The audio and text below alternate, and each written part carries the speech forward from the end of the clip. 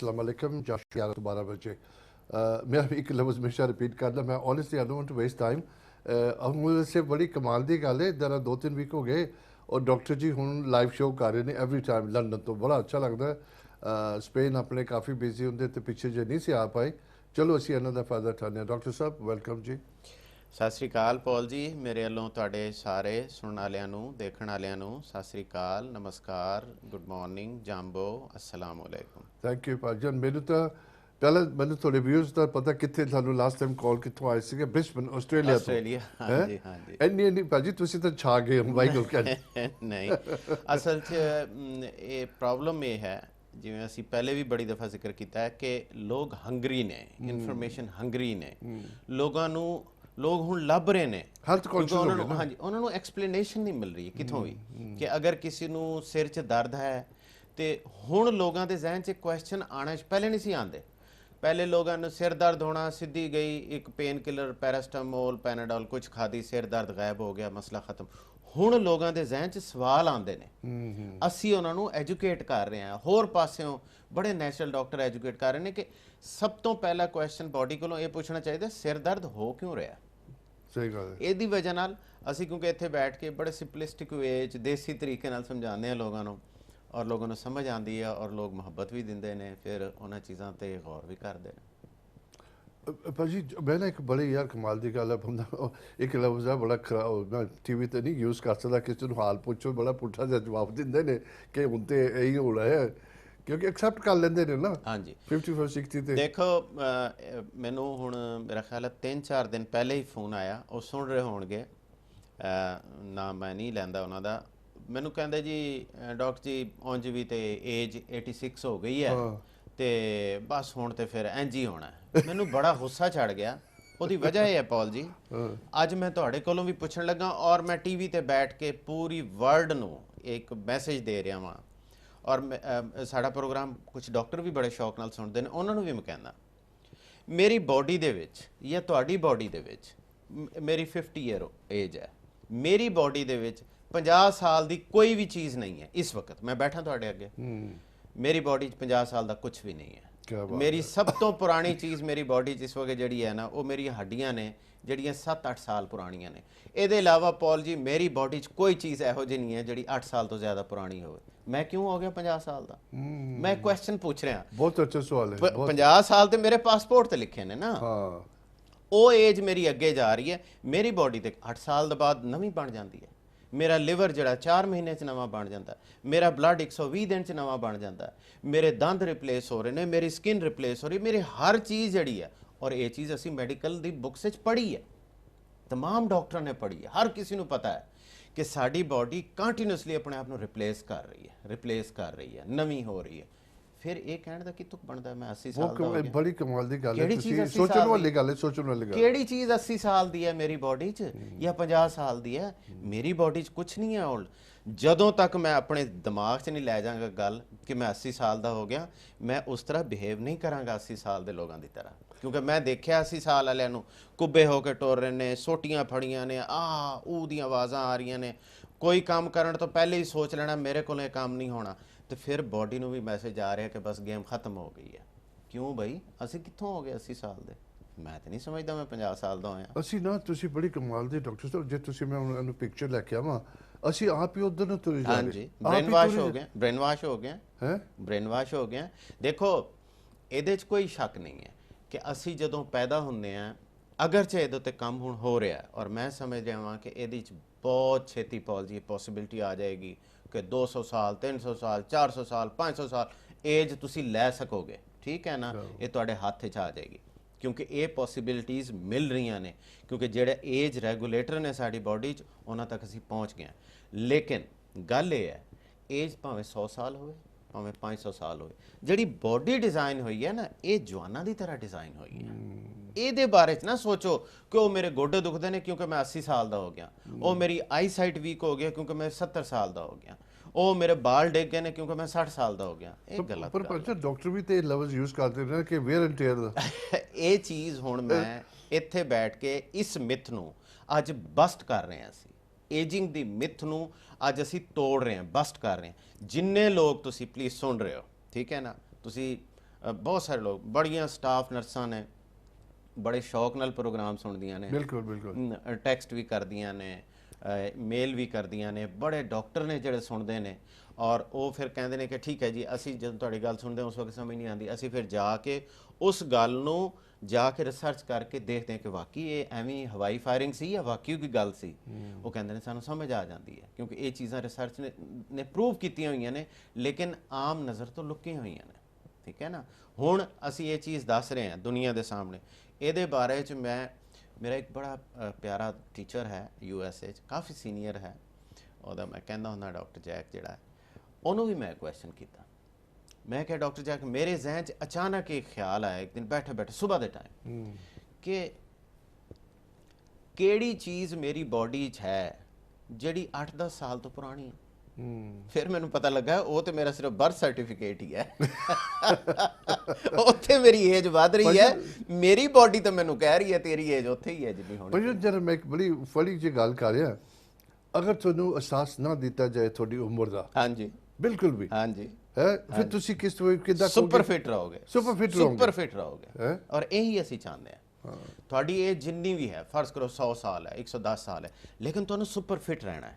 ਤੁਹਾਡੀ ਬਾਡੀ ਦੇ तमाम ਫੰਕਸ਼ਨ ਜਿਹੜੇ ਨੇ ਉਹ ਸੁਪਰ ਫਿਟ ਕੰਡੀਸ਼ਨ 'ਚ ਰਹਿਣੇ ਚਾਹੀਦੇ ਨੇ। ਤੁਸੀਂ ਸ਼ੇਰਾਂ ਦੀ ਤਰ੍ਹਾਂ ਹੋਵੋ, ਜਿਵੇਂ ਜਿਹੜੇ ਕੰਮ ਆਪਣੀ ਭਰਪੂਰ ਜਵਾਨੀ 'ਚ ਕਰਦੇ ਹੋ ਉਹੀ ਕੰਮ ਤੁਸੀਂ, ਜਿਹਨੂੰ ਸੋ ਕਾਲਡ ਅਸੀਂ ਬੁਢਾਪਾ ਕਹਿੰਦੇ, ਮੈਂ ਨਹੀਂ ਕਹਿੰਦਾ ਉਹਨੂੰ ਬੁਢਾਪਾ, ਅਸੀਂ ਉਸ ਏਜ 'ਚ ਵੀ ਉਹੀ ਕੰਮ ਕਰ ਸਕਦੇ ਹਾਂ। ਮੈਂ ਨਾ ਪਤਾ ਨਹੀਂ ਕਿਹੜੇ ਪ੍ਰੋਗਰਾਮ ਮੈਂ ਗੱਲ ਕੀਤੀ ਸੀ ਇੱਦਾਂ ਹੀ ਆਪਣੇ ਬਜ਼ੁਰਗਾਂ ਦੀ। ਬੜੀ ਕਿਸਮਤ ਵਾਲੇ ਅਗਰ ਕੋਈ ਬੱਚਾ ਬੱਚੀ ਥੋੜੀ ਸੇਵਾ ਕਰਦੇ ਨੇ ਜਾਂ ਤੁਹਾਡੇ ਗ੍ਰੈਂਡ ਚਿਲਡਰਨ ਹੈਗੇ ਨੇ, ਲੇਕਿਨ ਆਦਤ ਨਾ ਪਾਓ। ਤੁਸੀਂ ਕੁਰਸੀ ਤੇ ਬੈਠੇ ਹੋ, ਉਹਨਾਂ ਕਹਿੰਦਾ ਪੁੱਤਰ ਮੈਨੂੰ ਚਾਹ ਦੇ ਦੇ, ਪੁੱਤਰ ਮੈਨੂੰ ਪਾਣੀ ਦੇ ਦੇ, ਯੂ ਨੋ ਤੁਸੀਂ ਉਹਨਾਂ ਨੂੰ ਇੰਨੀ ਆਦਤ ਪੈ ਗਈ ਕਿ ਤੁਸੀਂ ਉੱਠਦਾ ਕਿ ਛੱਡ ਦਿੱਤਾ। ਹਾਂਜੀ, ਤੁਸੀਂ ਮੂਵ ਹੋਣਾ ਛੱਡ ਦਿੱਤਾ। ਤੁਸੀਂ ਇਹ ਸਮਝਦੇ ਹੋ ਕਿ ਮੈਨੂੰ ਗੋਡਿਆਂ ਨੂੰ ਸਿੱਧਾ ਕਰਨਾ ਪਏਗਾ, ਪਤਾ ਨਹੀਂ ਮੈਨੂੰ ਦਰਦ ਨਾ ਹੋਏ, ਕੁਝ ਨਾ ਹੋਏ, ਚਲੋ ਬਸ ਉਹ ਫਿਰ ਰਿਹਾ ਨਾ ਬੱਚਾ, ਫੜਾ ਦੀ ਪਾਣੀ। ਕੋਸ਼ਿਸ਼ ਕਰੋ ਖੁਦ। ਬਿਲਕੁਲ ਦੇਖੋ ਇਹ ਇੱਕ ਹੁਣ ਤੁਸੀਂ ਇਹਨਾਂ ਦੇਖ ਲਓ ਕਿ ਇਹ ਜਿਹੜੇ ਬਾਡੀ ਬਿਲਡਰ ਨੇ ਇਹ ਰੋਜ਼ ਜਾਂਦੇ ਨੇ, ਡੰਡ ਬੈਠ ਕੇ ਆਪਣੇ ਡੌਲੇ ਮਜ਼ਬੂਤ ਕਰਦੇ ਨੇ। ਅਗਰ ਉਹਨਾਂ ਨੂੰ ਐਕਸਰਸਾਈਜ਼ ਨਾਲ ਚੀਜ਼ ਨੇ ਖਰਾਬ ਹੋਣਾ ਹੈ ਤੇ ਉਹਨਾਂ ਦੀ ਬਾਡੀ ਨੂੰ ਬਿਲਡ ਹੋਣ ਦੀ ਬਜਾਏ ਡਿਸਟਰੋਏ ਹੋਣਾ ਚਾਹੀਦਾ।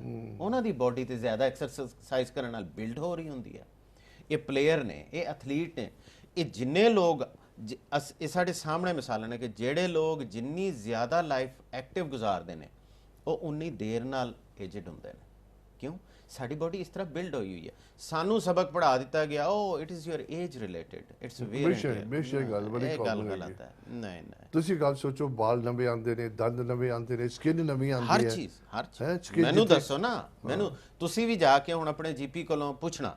ਮੈਂ ਤਾਂ ਉਸ ਦਿਨ ਉਹਨਾਂ ਨੂੰ ਕਿਹਾ, ਥੋੜਾ ਜਿਹਾ ਮੈਂ ਉਹਨਾਂ ਨਾਲ ਗੁੱਸੇ ਵੀ ਹੋਇਆ ਜਿਨ੍ਹਾਂ ਨੇ ਮੈਨੂੰ ਕਿਹਾ ਡਾਕਟਰ ਜੀ 86 ਸਾਲ ਉਮਰ ਹੋ ਗਈ ਆ ਹੁਣ ਤੇ ਇਦਾਂ ਹੋਣਾ। ਮੈਂ ਗੁੱਸੇ ਹੋ ਗਿਆ, ਮੈਂ ਕਿਹਾ ਆਇੰਦਾ ਮੇਰੇ ਨਾਲ ਗੱਲ ਨਹੀਂ ਕਰਨੀ। ਹਾਂ 186 ਸਾਲ ਉਮਰ ਹੋ ਜਾਏਗੀ ਫਿਰ ਮੈਨੂੰ ਕਹਿਣਾ ਕਿ ਡਾਕਟਰ ਜੀ ਹੁਣ 150 ਸਾਲ ਤੋਂ ਉੱਪਰ ਹੋ ਗਿਆ, ਹੁਣ ਦੱਸੋ ਕੀ ਹੋ ਸਕਦਾ। ਹਲੇ 100-120 ਸਾਲ ਤੱਕ ਇਹ ਸੁਪਰ ਕੂਲ ਬਾਡੀ ਚੱਲ ਸਕਦੀ ਹੈ। ਸਾਡੇ ਬੜੀ ਕਮਾਲ ਦੀ ਮਸ਼ੀਨ ਹੈ। ਬਹੁਤ ਕਮਾਲ ਦੀ ਗੱਲ ਕੀਤੀ ਡਾਕਟਰ ਸਾਹਿਬ ਨੇ। ਓਨੈਸਟਲੀ ਇਸ ਚੀਜ਼ ਨੂੰ ਗੌਰ ਕਰੋ, ਥੋੜਾ ਸੋਚੋ ਸਮਝੋ, ਤੇ ਜਿਸ ਇੱਦਾਂ ਨਹੀਂ ਕਿ ਚਲੋ ਮੈਂ ਪ੍ਰੋਗਰਾਮ ਸੁਣ ਲਿਆ ਤੇ ਗੱਲ ਖਤਮ ਹੋ ਗਈ, ਕੰਨਾਂ ਚੋਂ ਬਾਹਰ। ਨਹੀਂ ਇਸ ਗੱਲ, ਔਰ ਮੈਂ ਸਮਝ ਜਾਵਾਂ ਇਹ ਜਿਹੜੇ ਲੋਕ ਵੀ ਇਹਨੂੰ ਦੇਖਣਗੇ ਉਹ ਯਕੀਨਨ ਪੌਲ ਜੀ ਇਹਦੇ ਉੱਤੇ ਗੌਰ ਕਰਨਗੇ। ਤਾਂ ਹੁਣ ਮੈਂ ਦੱਸ ਰਿਹਾ ਵਾਂ, ਇਹ ਐਸੀ ਗੱਲ ਨਹੀਂ ਹੈ ਕਿ ਜਿਹਦੇ ਉੱਤੇ ਗੌਰ ਨਾ ਕੀਤਾ ਜੇ। ਇਹਦੇ ਉੱਤੇ ਗੌਰ ਕਰੋ, ਇਹਦੇ ਬਾਰੇ 'ਚ ਰਿਸਰਚ ਕਰੋ, ਜਾਓ ਗੂਗਲ ਤੇ ਬੈਠੋ ਔਰ ਦੇਖੋ ਕਿ ਤੁਹਾਡੀ ਬਾਡੀ 'ਚ ਕਿਹੜੀ ਚੀਜ਼ ਹੈ ਜਿਹੜੀ 8-10 ਸਾਲ ਤੋਂ ਜ਼ਿਆਦਾ ਪੁਰਾਣੀ ਹੈ। ਦੇਖੋ, ਮੈਨੂੰ ਦੱਸਣਾ। ਅੱਗੇ ਮੂਵ ਹੋਵਾਂਗੇ। ਇੱਕ ਲਾਸਟਲੀ ਮੇਰੇ ਦਿਮਾਗ 'ਚ ਗੱਲ ਆ ਰਹੀ ਹੈ, ਜਿੱਦਾਂ ਤੁਸੀਂ ਆਪਣਾ ਬੈਂਕ ਅਕਾਊਂਟ ਕਿਸੇ ਨੂੰ ਨਹੀਂ ਦੱਸਦੇ ਕਿ ਕਿੰਨਾ ਤੁਹਾਡੇ ਪਾਸ ਪੈਸਾ ਹੈ, ਇਸੇ ਤਰ੍ਹਾਂ ਕਦੀ ਆਪਣੀ ਉਮਰ ਨਾਲ ਡਿਸਕਸ ਕਰੋ ਕਿਸੇ ਨਾਲ। ਨਹੀਂ ਦੱਸਣ ਦੀ ਲੋੜ ਹੀ ਨਹੀਂ, ਮਤਲਬ ਹੀ ਨਹੀਂ ਹੈ, ਜ਼ਰੂਰਤ ਹੀ ਨਹੀਂ ਹੈ। ਸਾਡੀ ਏਜ ਤੇ 8-9 ਸਾਲ, ਬਾਕੀ ਤੇ ਪਾਸਪੋਰਟ ਤੇ ਲਿਖੀ ਹੋਈ ਹੈ। I am as young as I look at the way I talk, simple as ਬਾਕੀ ਪਾਸਪੋਰਟ ਤੇ ਲਿਖੀ ਹੋਈ ਹੈ, ਮੇਰੇ ਬਰਥ ਸਰਟੀਫਿਕੇਟ ਤੇ ਆਈ ਡੋਂਟ ਕੇਅਰ। ਉਹ ਗਵਰਨਮੈਂਟ ਦਾ ਰਿਕਾਰਡ ਹੈ, ਉਹ ਬਣਾਉਂਦੀ ਫਿਰ ਆਪਣਾ ਰਿਕਾਰਡ। ਡਾਕਟਰ ਸਾਹਿਬ ਬਿਫੋਰ ਅਸੀਂ ਕਿਸੇ ਮੁੱਦੇ ਤੇ ਗੱਲ ਕਰੀਏ, ਇੱਕ ਨਾ ਬੜੀ ਡਾਇਬੀਟੀਜ਼ ਹੋ ਗਿਆ, ਬਲੱਡ ਪ੍ਰੈਸ਼ਰ ਹੋ ਗਿਆ, ਕਾਫੀ ਬਿਮਾਰੀਆਂ ਬੜੀਆਂ ਕਾਮਨ ਹੁੰਦੀਆਂ ਜਾ ਰਹੀਆਂ ਨੇ। ਇੱਕ ਜਿਹੜੀ ਨਾ ਬਸੀ ਨੋਇਜ਼ ਕੰਨ 'ਚ ਹੈਗੀ ਹੈ ਉਹ ਵੀ ਬੜੀ ਕਾਮਨ ਹੋ ਰਹੀ ਹੈ, ਉਹ ਕੀ ਮਤਲਬ ਉਹਦਾ? ਦੇਖੋ ਆਮ ਤੌਰ ਤੇ ਜਿਹੜੇ ਟਨਾਈਟਸ ਹੈ, ਇਹਨੂੰ ਟਨਾਈਟਸ ਕਹਿ ਦਿੰਦੇ ਨੇ। ਹਾਂਜੀ, ਇਹ ਜਿਹੜਾ ਹੈ ਇਹਦੇ ਬਾਰੇ 'ਚ ਮੇਰੀ ਨਜ਼ਰ 'ਚ 2-3 ਇਹਦੀ ਰੀਜ਼ਨ ਹੋ ਸਕਦੀਆਂ ਨੇ। ਸਭ ਤੋਂ ਮੋਸਟ ਕਾਮਨ ਰੀਜ਼ਨ ਜਿਹੜੀ ਇਹਦੀ ਹੁੰਦੀ ਹੈ, ਜਿਹੜੀ ਮੇਰੀ ਨਜ਼ਰ 'ਚ 80-90% ਕੇਸਿਸ ਵਿੱਚ ਇਹੀ ਹੁੰਦਾ ਹੈ, ਉਹ ਹੁੰਦਾ ਹੈ ਕਿ ਤੁਹਾਡੀ ਨੈਕ 'ਚ ਪ੍ਰੋਬਲਮ ਹੁੰਦਾ ਹੈ। ਲਾਸਟ ਵੀਕ ਅਸੀਂ ਪ੍ਰੋਗਰਾਮ ਕੀਤਾ ਸੀ, ਮੇਰਾ ਖਿਆਲ ਹੈ ਜਾਂ ਇਸ ਤੋਂ ਪਿਛਲੇ ਵੀਕ ਜਿਹੜਾ ਪ੍ਰੋਗਰਾਮ ਕੀਤਾ ਸੀ ਬੈਕਬੋਨ ਦੇ ਬਾਰੇ 'ਚ। ਬੈਕਬੋਨ ਬਾਰੇ ਉਹਦੇ 'ਚ ਮੈਂ ਐਕਸਪਲੇਨ ਕੀਤਾ ਸੀ ਕਿ ਸਾਡੀ ਜਿਹੜੀ ਸਪਾਈਨਲ ਕਾਰਡ ਦਾ ਪਹਿਲਾ ਮੋਰਾ ਹੈ ਔਰ ਉੱਥੋਂ ਲੈ ਕੇ ਜਿਹੜਾ ਥੱਲੇ ਤੱਕ ਦਾ ਮੋਰਾ ਹੈ, ਇਹ ਇੰਜ ਇੱਕ ਦੂਸਰੇ ਦੇ ਉੱਤੇ ਜਿਹੜੀਆਂ ਬੈਕਬੋਨ ਦੀਆਂ ਹੱਡੀਆਂ ਨੇ ਉਹ ਜੁੜੀਆਂ ਹੋਈਆਂ ਨੇ। ਇਹਨਾਂ ਦੇ ਵਿੱਚ ਇੱਕ ਤਾਰ ਗੁਜ਼ਰੀ, ਗੁੱਛਾ ਹੈ ਤਾਰਾਂ ਦਾ। ਉਹ ਤਾਰ ਜਿੱਥੋਂ ਜਿੱਥੋਂ ਜਾ ਰਹੀ ਹੈ ਨਾ, ਔਰ ਉਹਦੀ ਸੀ ਦੇ ਵਿੱਚ ਜਿਹੜੀ ਤੁਹਾਡੀ ਵਰਟੀਬਰੀ ਹੈ ਜਾਂ ਰੀੜ ਦੀ ਜਿਹੜੀ ਹੱਡੀ ਹੈ, ਉਹ ਮਸਲਨ ਲਿਵਰ ਦੇ ਸਾਹਮਣੇ ਹੈ ਤੇ ਉਹ ਤਾਰਾਂ ਜਾ ਰਹੀਆਂ ਨੇ, ਲਿਵਰ ਨੂੰ ਸਪਲਾਈ ਦੇ ਰਹੀਆਂ ਨੇ, ਲੰਗਸ ਨੂੰ ਦੇ ਰਹੀਆਂ ਸਾਰੇ ਨੇ, ਪਾਸੇ ਹਾਂ, ਔਰ ਹਾਰਟ ਨੂੰ ਦੇ ਰਹੀਆਂ ਨੇ। ਫਿਰ ਥੋੜਾ ਥੱਲੇ ਆਉਂਦੇ ਤੁਹਾਡੀ ਆਂਦਰਾਂ ਨੂੰ ਸਪਲਾਈ ਮਿਲ ਰਹੀ ਹੈ, ਤੁਹਾਡੀ ਓਵਰੀ ਯੂਟਰਸ ਨੂੰ ਮਿਲ ਰਹੀ ਹੈ ਸਪਲਾਈ, ਤੁਹਾਡੇ ਟੈਸਟੀਕਲਸ ਨੂੰ ਮਿਲ ਰਹੀ ਹੈ, ਤੁਹਾਡੀ ਪੂਰੀਆਂ ਲੱਤਾਂ ਗੋਡੇ ਗਿੱਟਿਆਂ ਨੂੰ ਮਿਲ ਰਹੀ ਹੈ। ਉੱਪਰ ਆਉਂਦੇ ਜਾਓ ਤੇ ਤੁਹਾਡੇ ਇਹ ਸ਼ੋਲਡਰਸ ਨੇ, ਤੁਹਾਡੀਆਂ ਬਾਹਾਂ ਨੇ, ਤੁਹਾਡੀ ਉਂਗਲੀਆਂ ਨੇ, ਤੁਹਾਡੇ ਪੋਟੇ ਨੇ, ਇਹਨਾਂ ਸਾਰਿਆਂ ਨੂੰ ਇੱਕ ਇੱਕ ਚੀਜ਼ ਨੂੰ ਨਰਵ ਸਪਲਾਈ ਆ ਰਹੀ ਹੈ ਤਾਰ ਦੀ। ਇਹ ਹੁਣ ਮੈਂ ਉਂਗਲੀ ਇੰਜ ਕਰ ਰਿਹਾ, ਉਹ ਆ ਰਹੀ ਹੈ ਇੱਥੋਂ ਬ੍ਰੇਨ ਤੋਂ ਆਰਡਰ ਆ ਰਿਹਾ, ਇੰਪਲੀਮੈਂਟ ਉਹ ਨਰਵ ਕਰਵਾ ਰਹੀ, ਉਹ ਧਾਗਾ ਕਰਵਾ ਰਿਹਾ। ਇਸੇ ਤਰ੍ਹਾਂ ਜਿਹੜੇ ਸਾਡੇ ਕੰਨ ਨੇ ਔਰ ਅੱਖਾਂ ਨੇ, ਇਹ ਕੋਈ ਡਾਇਰੈਕਟਲੀ ਬ੍ਰੇਨ ਨਾਲ ਕਨੈਕਟਡ ਨਹੀਂ ਹੈ, ਇਹ ਨਰਵ ਹੈ ਜਿਹੜੀ ਤੁਹਾਡੇ ਇਸ ਸਪਾਈਨਲ ਕਾਰਡ ਤੋਂ ਆ ਕੇ ਇਹਨਾਂ ਨੂੰ ਕਨੈਕਸ਼ਨ ਦੇ ਰਹੀ ਹੈ। ਮੋਸਟਲੀ ਜਿਹੜੀ ਟੈਨਾਈਟਸ ਹੈ ਇਹਦਾ ਲਿੰਕ ਸਰਵਾਈਕਲ ਨਾਲ ਹੁੰਦਾ ਹੈ। ਤੁਹਾਡੇ ਜਿਹੜੇ ਨੈਕ ਦੇ ਮੋਰੇ ਨੇ, ਆਮ ਤੌਰ ਤੇ ਤੁਸੀਂ ਉਹਨਾਂ ਲੋਕਾਂ ਨੂੰ ਉਹਨਾਂ ਨਾਲ ਬੈਠ ਕੇ ਗੱਲਬਾਤ ਕਰੋਗੇ ਤਾਂ ਉਹਨਾਂ ਦੀ ਕੋਈ ਨਾ ਕੋਈ ਹਿਸਟਰੀ ਨਿਕਲ ਆਏਗੀ ਨੈਕ ਦੇ ਪ੍ਰੋਬਲਮ ਦੀ। ਹੁਣ ਮੈਂ ਤੁਹਾਨੂੰ ਮੇਰਾ ਖਿਆਲ ਹੈ ਪਿਛਲੇ ਪ੍ਰੋਗਰਾਮ ਤੋਂ ਪਹਿਲੇ ਹੀ ਦੱਸ ਰਿਹਾ ਸੀ ਕਿ ਇੱਕ ਬਲਕਿ ਸ਼ਾਇਦ ਪਿਛਲੇ ਵੀਕ ਇੱਕ ਪੇਸ਼ੈਂਟ ਨਾਲ ਮੇਰੀ ਗੱਲ ਹੋ ਰਹੀ ਸੀ।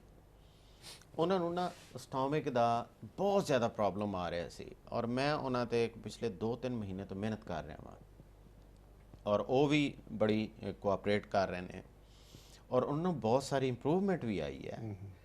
ਯਾਨੀ ਉਹ ਹੈਪੀ ਨੇ ਤੇ ਕੰਟੀਨਿਊ ਉਹ ਮੇਰੇ ਕੋਲ ਲਈ ਜਾ ਰਹੇ ਨੇ ਸਪਲੀਮੈਂਟ ਔਰ ਮੇਰੀ ਟ੍ਰੀਟਮੈਂਟ ਨੂੰ ਫੋਲੋ ਕਰ ਰਹੇ ਨੇ। ਲੇਕਿਨ ਇੱਕ ਇਸ਼ੂ ਉਹਨਾਂ ਦਾ ਸੈਟਲ ਨਹੀਂ ਹੋ ਰਿਹਾ। 3 ਮਹੀਨੇ ਹੋ ਗਏ ਨੇ ਮਿਹਨਤ ਕਰਦੇ ਹੋ ਔਰ ਮੈਂ ਹਰ ਹਰਬਾ ਮੈਂ ਉਹਨਾਂ ਤੇ ਲੜਾ ਰਿਹਾ ਔਰ ਮੇਰਾ ਖਿਆਲ ਇਹ ਸੀ ਕਿ ਜਦੋਂ ਮੈਂ ਤੀਸਰੇ ਮਹੀਨੇ ਕੁਝ ਚੇਂਜਸ ਕੀਤੀਆਂ ਉਹਨਾਂ ਦੇ ਫੂਡ 'ਚ, ਕਿ ਯਕੀਨਨ ਹੁਣ ਜਿਹੜਾ ਇਹ ਮਹੀਨਾ ਖਤਮ ਹੋਏਗਾ ਮੈਨੂੰ ਫੀਡਬੈਕ ਮਿਲੇਗਾ ਕਿ ਡਾਕਟਰ ਜੀ ਹੁਣ ਗੈਸ ਨਹੀਂ ਬਣਦੀ ਸਟੋਮਕ 'ਚ, ਡਕਾਰ ਨਹੀਂ ਆਉਂਦੇ ਔਰ ਹੁਣ ਮੈਨੂੰ ਭੁੱਖ ਸ਼ੁਕ ਲੱਗਦੀ ਹੈ ਜਾਂ ਖਾਣਾ ਜਿਹੜਾ ਹੈ ਨਾ ਮੇਰਾ ਹੁਣ ਇੱਥੇ ਮੈਦੇ ਤੇ ਹਰ ਵਕਤ ਨਹੀਂ ਪਿਆ ਰਹਿੰਦਾ। ਜਦੋਂ ਉਹਨਾਂ ਨੇ ਮੈਨੂੰ ਇਹ ਫੀਡਬੈਕ ਦਿੱਤਾ ਕਿ ਨਹੀਂ ਡਾਕਟਰ ਜੀ ਉਹ ਮਸਲਾ ਸਟੋਮਕ ਵਾਲਾ ਮਸਲਾ ਨਹੀਂ ਹੱਲ ਹੋ ਰਿਹਾ, ਮੈਂ ਕਿਹਾ ਪਤਾ ਕੀ ਹੈ, ਤੁਹਾਡੇ ਜਿਹੜੇ ਦੋਨੋਂ ਸ਼ੋਲਡਰ ਬਲੇਡ ਨੇ ਨਾ ਥੱਲੇ ਕਰਕੇ ਇਸ ਸੈਂਟਰ ਤੋਂ ਉੱਪਰ ਕਰਕੇ ਜਿਹੜੀ ਤੁਹਾਡੀ ਬੈਕਬੋਨ ਹੈ ਨਾ, ਉੱਥੇ ਤੁਹਾਡਾ ਇੱਕ ਮੋਰਾ ਹੈ, ਉਹਦੇ 'ਚ ਫਾਲਟ ਹੈ। ਮੈਂ ਜੂ ਹੀ ਉਹਨਾਂ ਨੂੰ ਇਹ ਗੱਲ ਕੀਤੀ, ਮੈਨੂੰ ਕਹਿੰਦੇ ਡਾਕਟਰ ਜੀ ਮੈਨੂੰ ਸੌਰੀ ਤੁਹਾਨੂੰ ਦੱਸਣਾ ਭੁੱਲ ਗਿਆ ਸੀ, ਮੇਰੇ ਇੱਕ ਮੋਰੇ 'ਚ ਕੈਂਸਰ ਹੋ ਗਿਆ ਸੀ ਤੇ ਮੇਰਾ ਆਪਰੇਸ਼ਨ ਹੋਇਆ। ਓ ਮਾਈ ਗॉड ਦੇਖੋ, ਮੈਂ ਕਿਹਾ ਮੈਂ ਤੇ ਤੁਹਾਨੂੰ ਮੈਨੂੰ ਤੇ ਨਹੀਂ ਪਤਾ ਸੀ, ਠੀਕ ਹੈ ਨਾ। ਅਗਰ ਤੁਸੀਂ ਮੈਨੂੰ ਇਹ ਉਦੋਂ 3 ਮਹੀਨੇ ਪਹਿਲੇ ਇਹ ਚੀਜ਼ ਦੱਸੀ ਹੁੰਦੀ ਤੇ ਸ਼ਾਇਦ ਮੈਂ ਆਪਣੀ ਟ੍ਰੀਟਮੈਂਟ ਦਾ ਅੰਦਾਜ਼ ਬਦਲ ਲੈਂਦਾ। ਬਿਲਕੁਲ ਬਿਲਕੁਲ ਮੈਨੂੰ ਪਤਾ ਲੱਗ ਜਾਣਾ ਸੀ ਕਿ ਮੈਂ ਹੁਣ ਸਟੋਮਕ ਨੂੰ ਡੀਲ ਤੁਹਾਡੀ ਬੈਕਬੋਨ ਤੋਂ ਕਰਨਾ ਹੈ। ਮੈਂ ਸਟੋਮਕ ਨੂੰ ਸਟੋਮਕ ਤੋਂ ਡੀਲ ਕਰ ਰਿਹਾ ਸੀ। ਬਹਰਹਾਲ ਅਸੀਂ ਹੁਣ ਮਸਲਾ ਪਕੜ ਲਿਆ, ਹੁਣ ਅਸੀਂ ਇਹਨੂੰ ਹੋਪਫੁਲੀ ਸੋਲਵ ਵੀ ਕਰ ਲਵਾਂਗੇ। ਜਿਹੜਾ ਟੈਨਾਈਟਸ ਹੈ, ਕੰਨਾਂ ਦਾ ਇਸ਼ੂ ਹੈ, ਇਹ ਸਰਵਾਈਕਲ ਤੋਂ ਆਉਂਦਾ ਹੈ, ਨੈਕ ਤੋਂ ਆ ਰਿਹਾ ਹੁੰਦਾ। ਮੇਰੇ ਕੋਲ ਜਿੰਨੇ ਪੇਸ਼ੈਂਟ ਆਉਂਦੇ ਨੇ ਉਹਨਾਂ ਨੂੰ ਮੈਂ ਕੀ ਸਟੈਪਸ ਦੱਸਦਾ ਹੁੰਦਾ, ਇੱਕ ਤਾਂ ਇਹ ਹੈ ਕਿ ਉਹਨਾਂ ਨੂੰ ਮੈਂ ਕਹਿੰਦਾ ਹੁੰਦਾ ਤੱਕੀਆ ਬੰਦ ਕਰ ਦਿਓ ਰੱਖਣਾ, ਜਾਂ ਇੰਟਰਨੈਟ ਤੋਂ ਐਮਾਜ਼ੋਨ ਤੋਂ ਮਿਲ ਜਾਂਦੇ ਨੇ, ਉਹਨੂੰ ਸਰਵਾਈਕਲ ਪਿਲੋ ਕਹਿੰਦੇ ਨੇ। ਉਹਨਾਂ ਦੇ ਵਿੱਚ ਨਾ ਕਰਵ ਹੁੰਦੀ ਹੈ, ਇੰਜ ਹੁੰਦੇ ਨੇ ਉਹ, ਠੀਕ ਹੈ ਨਾ। 10-12 ਪਾਉਂਡ ਦਾ ਪਿਲੋ ਮਿਲ ਜਾਂਦਾ, ਤੁਸੀਂ ਸਰਵਾਈਕਲ ਪਿਲੋ ਯੂਜ਼ ਕਰੋ। ਅੱਛਾ, ਉਹ ਫਿਟ ਹੁੰਦਾ ਪ੍ਰੋਪਰ ਬੋਲ? ਹਾਂਜੀ, ਉਹ ਤੁਹਾਡੀ ਯਾਨੀ ਗਰਦਨ ਥੋੜੀ ਜਿਹੀ ਉੱਪਰ, ਸਿਰ ਥੱਲੇ ਹੋਏਗਾ, ਉਹਦੇ 'ਚ ਕਰਵ ਹੁੰਦੀ ਹੈ, ਉਹਨੂੰ ਸਰਵਾਈਕਲ ਪਿਲੋ ਕਹਿੰਦੇ ਨੇ, ਉਹ ਯੂਜ਼ ਕਰੋ ਤੁਸੀਂ। ਦੂਸਰਾ ਇਹ ਹੈ ਕਿ ਅਗਰ ਤੇ ਕੋਈ ਘਰ 'ਚ ਹੈ ਤੁਹਾਡੀ ਹੈਲਪ ਕਰਨ ਵਾਲਾ, ਤੇ ਤੁਸੀਂ ਉਹਨਾਂ ਕੋਲੋਂ ਰੋਜ਼ ਰਾਤ ਨੂੰ ਬਲੈਕ ਸੀਡ ਆਇਲ ਹੁੰਦਾ ਹੈ, ਜਿਹਨੂੰ ਆਪਾਂ ਪੰਜਾਬੀ 'ਚ ਕਲਵੰਜੀ ਦਾ ਤੇਲ ਕਹਿੰਦੇ ਹਾਂ, ਉਹਨੂੰ ਗਰਮ ਕਰੋ ਔਰ ਮਲਵਾਓ ਗਰਦਨ ਤੇ। ਜਿਹੜੇ ਮੋਰੇ ਤੇ ਤੁਸੀਂ ਮਲਵਾ ਰਹੇ ਹੋ ਔਰ ਤੁਹਾਡੀ ਹਾਏ ਨਿਕਲ ਜਾਏ, ਇਹ ਮੋਰੇ ਤੇ ਦਰਦ ਕਰ ਰਿਹਾ, ਉੱਥੇ ਜ਼ਰਾ ਹੋਰ ਜ਼ੋਰ ਕੋਸ਼ਿਸ਼ ਕਰੋ, ਥੋੜੀ ਜਿਹੀ ਇਨਫਲੇਮੇਸ਼ਨ ਵਧੇ ਉੱਥੇ, ਠੀਕ ਹੈ। ਇਨਫਲੇਮੇਸ਼ਨ ਵਧੇਗੀ, ਬਲੱਡ ਸਪਲਾਈ ਉੱਥੇ ਆਏਗੀ, ਰਿਪੇਅਰ ਦਾ ਅਮਲ ਸ਼ੁਰੂ ਹੋ ਜਾਏਗਾ। ਅਸੀਂ ਨੈਚੁਰਲ ਮੈਡੀਸਨ ਵਿੱਚ ਇਨਫਲੇਮੇਸ਼ਨ ਨੂੰ ਜਿਹੜੀ ਵਕਤੀ ਹੋਏ ਉਹਨੂੰ ਬੁਰਾ ਨਹੀਂ ਸਮਝਦੇ, ਜਿਹੜੀ ਲੋ ਗ੍ਰੇਡ ਇਨਫਲੇਮੇਸ਼ਨ ਹੈ ਉਹ ਬੁਰੀ ਹੁੰਦੀ ਹੈ। ਤੁਸੀਂ ਉੱਥੇ ਕਲਵੰਜੀ ਦਾ ਤੇਲ ਦੀ ਮਸਾਜ ਕਰਾਓ। ਦੂਸਰਾ ਇਹ ਹੈ ਕਿ ਇੰਜ ਬੈਠ ਕੇ ਮੋਬਾਈਲ ਨੂੰ ਦੇਖਣਾ ਬੰਦ ਕਰ ਦਿਓ। ਅਗਰ ਤੁਹਾਡਾ ਦਿਲ ਕਰਦਾ ਹੈ ਤੇ ਮੋਬਾਈਲ ਨੂੰ ਇੱਥੇ ਰੱਖ ਲਓ, ਕੋਈ ਸਾਹਮਣੇ ਕੋਈ ਉਦੋਂ ਤੋਂ ਕੋਈ ਚੀਜ਼ ਦੇਖ ਰਹੇ ਹੋ ਤੁਸੀਂ, ਆਮ ਤੌਰ ਤੇ ਅਸੀਂ ਦੇਖ ਹੀ ਰਹੇ ਹੁੰਦੇ, ਤੁਸੀਂ ਇੱਥੇ ਰੱਖ ਲਓ। ਇੰਜ ਨਾ ਕਰਨਾ, ਇੰਜ ਕਰੋਗੇ ਉਹ ਤੁਹਾਡੀ ਗਰਦਨ 'ਚ ਟਿਲਟ ਆਏਗੀ, ਉਹ ਮੋਰਾ ਬਾਹਰ ਨੂੰ ਜਾਏਗਾ ਔਰ ਟੈਨਾਈਟਸ ਦਾ ਇਸ਼ੂ ਵੱਧ ਜਾਏਗਾ, ਠੀਕ ਹੈ ਨਾ। ਔਰ ਇਹਦੇ ਇਲਾਵਾ ਅਗਰ ਸਵਿਮਿੰਗ ਲਈ ਜਾ ਸਕਦੇ ਹੋ ਤੇ ਤੁਸੀਂ ਹੱਥ ਪਕੜ ਕੇ ਖੜੇ ਹੋ ਜਾਓ ਔਰ ਸਵਿਮ ਕਰੋ, ਉਹਦੇ ਨਾਲ ਤੁਹਾਡੀ ਬੈਕਬੋਨ ਨੂੰ ਬੜੀ ਸਪੋਰਟ ਮਿਲਦੀ ਹੈ। ਲਾਸਟ ਹੱਲ ਇਹ ਹੈ ਕਿ ਜਿਹੜੇ ਜੁਆਇੰਟ ਦੇ ਸਪਲੀਮੈਂਟ ਨੇ ਉਹ ਖਾਣ ਨਾਲ ਵੀ ਜਿਹੜਾ ਪ੍ਰੋਸੈਸ ਹੁੰਦਾ ਹੈ ਤੁਹਾਡੀ ਜੋੜਾਂ ਦੇ ਵਿੱਚ ਰਿਪੇਅਰ ਦਾ, ਕਾਰਟਿਲੇਜ ਆਉਣ ਦਾ, ਉਹ ਤੇਜ਼ ਹੋ ਜਾਂਦਾ ਹੈ। ਉਹਦੇ ਵਿੱਚ ਤੁਹਾਨੂੰ ਬਾਜ਼ਾਰੋਂ ਕੰਡਰਾਈਟਨ ਸਲਫੇਟ ਦਾ ਸਪਲੀਮੈਂਟ ਮਿਲ ਜਾਂਦਾ ਹੈ, ਤੁਹਾਨੂੰ ਗਲੂਕੋਜ਼ਾਮਾਈਨ ਦੇ ਸਪਲੀਮੈਂਟ ਮਿਲ ਜਾਂਦੇ ਨੇ, ਤੁਹਾਨੂੰ ਵਿਟਾਮਿਨ ਡੀ ਮਿਲ ਜਾਂਦਾ ਹਾਈ ਡੋਜ਼ ਵਿੱਚ। ਇਹ ਲੈਣੇ ਚਾਹੀਦੇ ਨੇ, ਕੈਲਸ਼ੀਅਮ ਨਹੀਂ ਲੈਣਾ ਚਾਹੀਦਾ, ਠੀਕ ਹੈ ਨਾ। ਇਹ ਇੱਕ ਹੋਰ ਬੜੀ ਜ਼ਿਆਦਤੀ ਹੋ ਰਹੀ ਹੈ, ਇਹਦੇ ਉੱਤੇ ਅਸੀਂ ਹੋਪਫੁਲੀ ਇਨ ਫਿਊਚਰ ਪ੍ਰੋਗਰਾਮ ਕਰਾਂਗੇ ਕਿ ਅੱਜ ਕੱਲ੍ਹ ਜਿਹੜਾ 60 ਸਾਲ ਦੀ ਉਮਰ ਤੋਂ ਜ਼ਿਆਦਾ ਲੋਕਾਂ ਨੂੰ ਧੜ ਕੈਲਸ਼ੀਅਮ ਦਿੱਤਾ ਜਾ ਰਿਹਾ ਹੈ ਡਾਕਟਰਾਂ ਵੱਲੋਂ। ਮੈਂ ਤਾਂ ਬੜਾ ਖਿਲਾਫ ਹਾਂ। ਇਹਦੇ ਬਾਰੇ 'ਚ ਬਹੁਤ ਜ਼ਿਆਦਾ ਮੈਡੀਕਲ ਰਿਸਰਚ ਆ ਗਈ ਹੈ ਕਿ ਕੈਲਸ਼ੀਅਮ ਜਿਹੜਾ ਹੈ ਇਹ ਮਾਰ ਰਿਹਾ ਲੋਕਾਂ ਨੂੰ, ਠੀਕ ਹੈ ਨਾ। ਇਹ ਡਿਪੋਜ਼ਿਟ ਹੋ ਰਿਹਾ ਆਰਟਰੀਜ਼ ਵਿੱਚ, ਆਰਟਰੀਜ਼ ਨੂੰ ਬਲੌਕ ਕਰ ਰਿਹਾ ਹੈ, ਕੈਲਸੀਫਿਕੇਸ਼ਨ ਕਰ ਰਿਹਾ ਹੈ, ਬਹੁਤ ਸਾਰੀ ਚੀਜ਼ਾਂ ਜਾ ਕੇ ਪ੍ਰੋਬਲਮ ਕਰ ਰਿਹਾ ਹੈ। ਈਵਨ ਕਿ ਇਹ ਡੇਟਾ ਆ ਚੁੱਕਿਆ ਹੈ ਕਿ ਕੈਲਸ਼ੀਅਮ ਜ਼ਿਆਦਾ ਹੋਣ ਕਰਕੇ ਲੋਕਾਂ ਦੀ ਡੈਥ ਅਰਲੀ ਹੋ ਰਹੀ ਹੈ, ਠੀਕ ਹੈ ਨਾ। ਕੈਲਸ਼ੀਅਮ ਦਾ ਸਪਲੀਮੈਂਟ ਲੈਣ ਦੀ ਜ਼ਰੂਰਤ ਨਹੀਂ ਹੈ। ਵਿਟਾਮਿਨ ਡੀ ਦਾ ਸਪਲੀਮੈਂਟ ਲਓ, ਇਹ ਤੁਹਾਡੀ ਬੋਨਸ ਨੂੰ ਬਹੁਤ ਸਪੋਰਟ ਕਰਦਾ। ਵਿਟਾਮਿਨ K2 ਦਾ ਸਪਲੀਮੈਂਟ ਲਓ, ਇਹ ਤੁਹਾਡੀ ਬੋਨਸ ਨੂੰ ਬਹੁਤ ਸਪੋਰਟ ਕਰਦਾ, ਠੀਕ ਹੈ ਨਾ। ਤੇ ਅੱਛੀ ਖੁਰਾਕ ਖਾਓ। ਇਹਨਾਂ ਚੀਜ਼ਾਂ ਨਾਲ ਆਹਿਸਤਾ ਆਹਿਸਤਾ ਟੈਨਾਈਟਸ ਦਾ ਇਸ਼ੂ ਸੈਟਲ ਹੋ ਸਕਦਾ ਹੈ। ਇਹਦੇ ਇਲਾਵਾ ਇਹ ਹੈ ਚਾਂਸਿਸ ਨੇ ਕਿ ਤੁਹਾਡੇ ਕੰਨ 'ਚ ਫੰਗਸ ਆ ਗਈ ਹੈ, ਠੀਕ ਹੈ ਨਾ। ਫੰਗਸ ਨੂੰ ਚੈੱਕ ਕਰਨ ਦਾ ਤਰੀਕਾ ਇਹ ਹੈ, ਅਗਰ ਕੰਨ 'ਚ ਹੈ ਤਾਂ ਇਹਦਾ ਮਤਲਬ ਹੈ ਕਿ ਮੋਸਟ ਪ੍ਰੋਬਬਲੀ ਤੁਹਾਡੀ ਥਰੋਟ ਔਰ ਸਾਈਨਸ 'ਚ ਵੀ ਆਏਗੀ, ਕਿਉਂਕਿ ਲਿੰਕਡ ਨੇ ਸਾਰੀਆਂ ਚੀਜ਼ਾਂ। ਤੇ ਅਗਰ ਤੁਹਾਡਾ ਨੱਕ ਬੰਦ ਰਹਿੰਦਾ ਰਾਤ ਨੂੰ, ਤੁਹਾਡੀ ਆਦਤ ਹੈ ਮੂੰਹ ਖੋਲ ਕੇ ਸੌਣ ਦੀ, ਕਰਾੜੇ ਮਾਰਦੇ ਹੋ ਤੁਸੀਂ ਤੇ ਸੁਬਾਹ ਉੱਠ ਕੇ ਛਿੱਕਾਂ ਆਉਂਦੀਆਂ ਨੇ, ਇਹਦਾ ਮਤਲਬ ਹੈ ਕਿ ਤੁਹਾਡੀ ਸਾਈਨਸ ਜਿਹੜੇ ਨੇ ਉਹਨਾਂ 'ਚ ਫੰਗਸ ਹੈ, ਇਨਫਲੇਮ ਨੇ, ਉਹਨਾਂ ਨੂੰ ਠੀਕ ਕਰਨਾ ਜ਼ਰੂਰੀ ਹੈ। ਕੰਨਾਂ ਦੇ ਵਿੱਚ ਫੰਗਸ ਅਗਰ ਹੈ ਤੇ ਉਹਦਾ ਬੜਾ ਸਿੰਪਲ ਤਰੀਕਾ ਹੈ, ਤੁਸੀਂ ਹਾਈਡਰੋਜਨ ਪਰਆਕਸਾਈਡ ਲੈ ਲਓ ਕਿਸੇ ਕੈਮਿਸਟ ਸ਼ਾਪ ਤੋਂ, ਡਰੱਗ ਸਟੋਰ ਤੋਂ, ਔਰ ਉਹ ਤੁਸੀਂ 6% ਮਿਲ ਜਾਂਦੀ ਹੈ, 3% ਵੀ ਮਿਲ ਜਾਂਦੀ ਹੈ। ਉਹਦੇ 2 ਡਰਾਪ ਕੰਨ 'ਚ ਪਾਓ, ਤੁਹਾਡੇ ਕੰਨ 'ਚੋਂ ਨਾ ਝੱਗ ਨਿਕਲਣੀ, ਇੰਜ ਲੇਟੇ ਹੋਏ ਪਾ ਲਿਆ 2 ਡਰਾਪ, ਤੁਹਾਡੇ ਕੰਨ 'ਚੋਂ ਝੱਗ ਨਿਕਲਣੀ ਸ਼ੁਰੂ ਹੋ ਜਾਏਗੀ। ਜਦੋਂ ਤੱਕ ਝੱਗ ਨਿਕਲਦੀ ਰਹੇ, ਛੂੰ ਛੂੰ ਦੀ ਆਵਾਜ਼ ਆਉਂਦੀ ਰਹੇ ਕੰਨ 'ਚ, ਉਦੋਂ ਤੱਕ ਸੁੱਤੇ ਰਹੋ। ਫਿਰ ਇੱਧਰ ਕਰਕੇ ਇੱਧਰੋਂ ਕੱਢ ਦਿਓ, ਫਿਰ ਇੱਧਰ ਪਾ ਲਓ, 2-4 ਮਿੰਟ ਇੱਧਰ ਪਾਓ। ਹਫਤੇ ਵਿੱਚ 2 ਹਫਤੇ 'ਚ ਇੱਕ ਦਫਾ ਇਹ ਕਰੋ, ਉਹ ਤੁਹਾਡੇ ਕੰਨ 'ਚੋਂ ਫੰਗਸ ਖਤਮ ਹੋ ਜਾਏਗੀ, ਬਿਲਕੁਲ ਨਾ ਕੋਈ ਵੈਕਸ ਰਹੇਗੀ। ਉਹ ਜਾ ਕੇ ਡਾਕਟਰਾਂ ਕੋਲੋਂ ਮਸ਼ੀਨਾਂ ਨਾਲ ਵੈਕਸ ਕਢਵਾਉਣ ਦੀ ਜ਼ਰੂਰਤ ਨਹੀਂ ਹੈ। ਇੱਕ ਬੜਾ ਨੈਚੁਰਲ ਤਰੀਕਾ ਹੈ। ਹਾਈਡਰੋਜਨ ਪਰਆਕਸਾਈਡ ਪੀਣੀ ਨਹੀਂ ਹੈ, ਇਹ ਜ਼ਹਿਨ 'ਚ ਰੱਖਣਾ, ਉਹ ਨੁਕਸਾਨਦੇਹ ਹੈ, ਉਹ ਟੌਕਸਿਨ ਹੈ, ਲੇਕਿਨ ਉਹਨੂੰ ਕੰਨ 'ਚ ਪਾ ਸਕਦੇ ਹੋ, 100% ਸੇਫ ਹੈ। ਪਰ ਇਹ ਵੀ ਤੁਹਾਨੂੰ ਪਤਾ ਅਗੇਨ ਵਾਪਸ ਉਸੇ ਗੱਲ 'ਤੇ ਆ ਗਏ, ਇਹ ਜਿਹੜੀ ਟਿਟਨਸ ਹੈਗੀ ਇਹਨੂੰ ਵੀ ਏਜ ਰਿਲੇਟਿਡ ਕਹਿੰਦੇ ਨੇ। ਨਾ ਫਿਰ ਉਹੀ ਗੱਲ ਹੈ, ਏਜ ਨੂੰ ਤਾਂ ਹੁਣ ਇਹ ਕੁਐਸਚਨ ਹੁਣ ਬੰਦ ਕਰ ਦਈਏ ਆਪਾਂ। ਇਹ ਮਿਥ ਆਪਾਂ ਸ਼ੁਰੂ 'ਚ ਹੀ, ਹੁਣ ਮੈਂ ਤੁਹਾਡੇ ਕੋਲੋਂ ਪੁੱਛਿਆ ਨਾ, ਤੁਸੀਂ ਮੈਨੂੰ ਦੱਸੋ ਤੁਸੀਂ ਸਮਝਦੇ ਤੁਹਾਡੇ ਕੰਨ ਜਿਹੜੇ ਨੇ ਉਹ 50 ਸਾਲ ਦੇ ਨੇ, 60 ਸਾਲ ਦੇ ਨੇ? ਫਿਰ ਜਦੋਂ ਹਰ ਚੀਜ਼ ਨਵੀਂ ਬਣ ਰਹੀ ਹੈ, ਹਾਂ ਇੱਥੇ ਇੱਕ ਕੁਐਸਚਨ ਆ ਜਾਂਦਾ ਹੈ। ਹੁਣ ਦੇਖੋ, ਇਹ ਮੇਰੀ ਕੰਧ ਘਰ ਦੀ ਟੁੱਟ ਜਾਏ, ਹੁਣ ਅਗਰ ਮੇਰੇ ਕੋਲ ਨਵੀਆਂ ਇੱਟਾਂ ਨਹੀਂ ਹੈ, ਕੰਧ ਤਾਂ ਮੈਂ ਬਣਾ ਸਕਦਾ, ਮੇਰੇ ਹੱਥ ਪੈਰ ਹੈ ਨੇ, ਠੀਕ ਹੈ। ਮੈਂ ਅਗਰ ਮੇਰੇ ਕੋਲ ਉਹ ਕੰਧ ਬਣਾਉਣ ਲਈ ਸੀਮੈਂਟ ਨਹੀਂ ਹੈ, ਨਵੀਆਂ ਇੱਟਾਂ ਨਹੀਂ ਨੇ, ਔਰ ਕੋਈ ਜਿਹੜੀਆਂ ਚੀਜ਼ਾਂ ਨੇ ਪਲਸਤਰ ਨਹੀਂ ਹੈ, ਤੇ ਮੈਂ ਉਹ ਜਿਹੜੀ ਕੰਧ ਡਿੱਗੀ ਹੈ, ਉਹ ਜਿਹੜੀਆਂ ਟੁੱਟੀਆਂ ਫੁੱਟੀਆਂ ਇੱਟਾਂ ਸਨ, ਉਹ ਮੈਂ ਕੋਈ ਗਾਰਾ ਮਿੱਟੀ ਲੈ ਕੇ ਖੜੀ ਤੇ ਕਰ ਦਿਆਂਗਾ, ਲੇਕਿਨ ਉਹ ਨਹੀਂ ਬਣੇਗੀ। ਉਹਨਾਂ 'ਚ ਮੋਹਰੇ ਹੋਣਗੇ, ਉਹਨਾਂ 'ਚ ਠੰਡੀ ਹਵਾ ਆਏਗੀ, ਮੇਰੀ ਬਾਡੀ ਨੂੰ ਉਹ ਕੰਫਰਟ ਨਹੀਂ ਮਿਲੇਗਾ।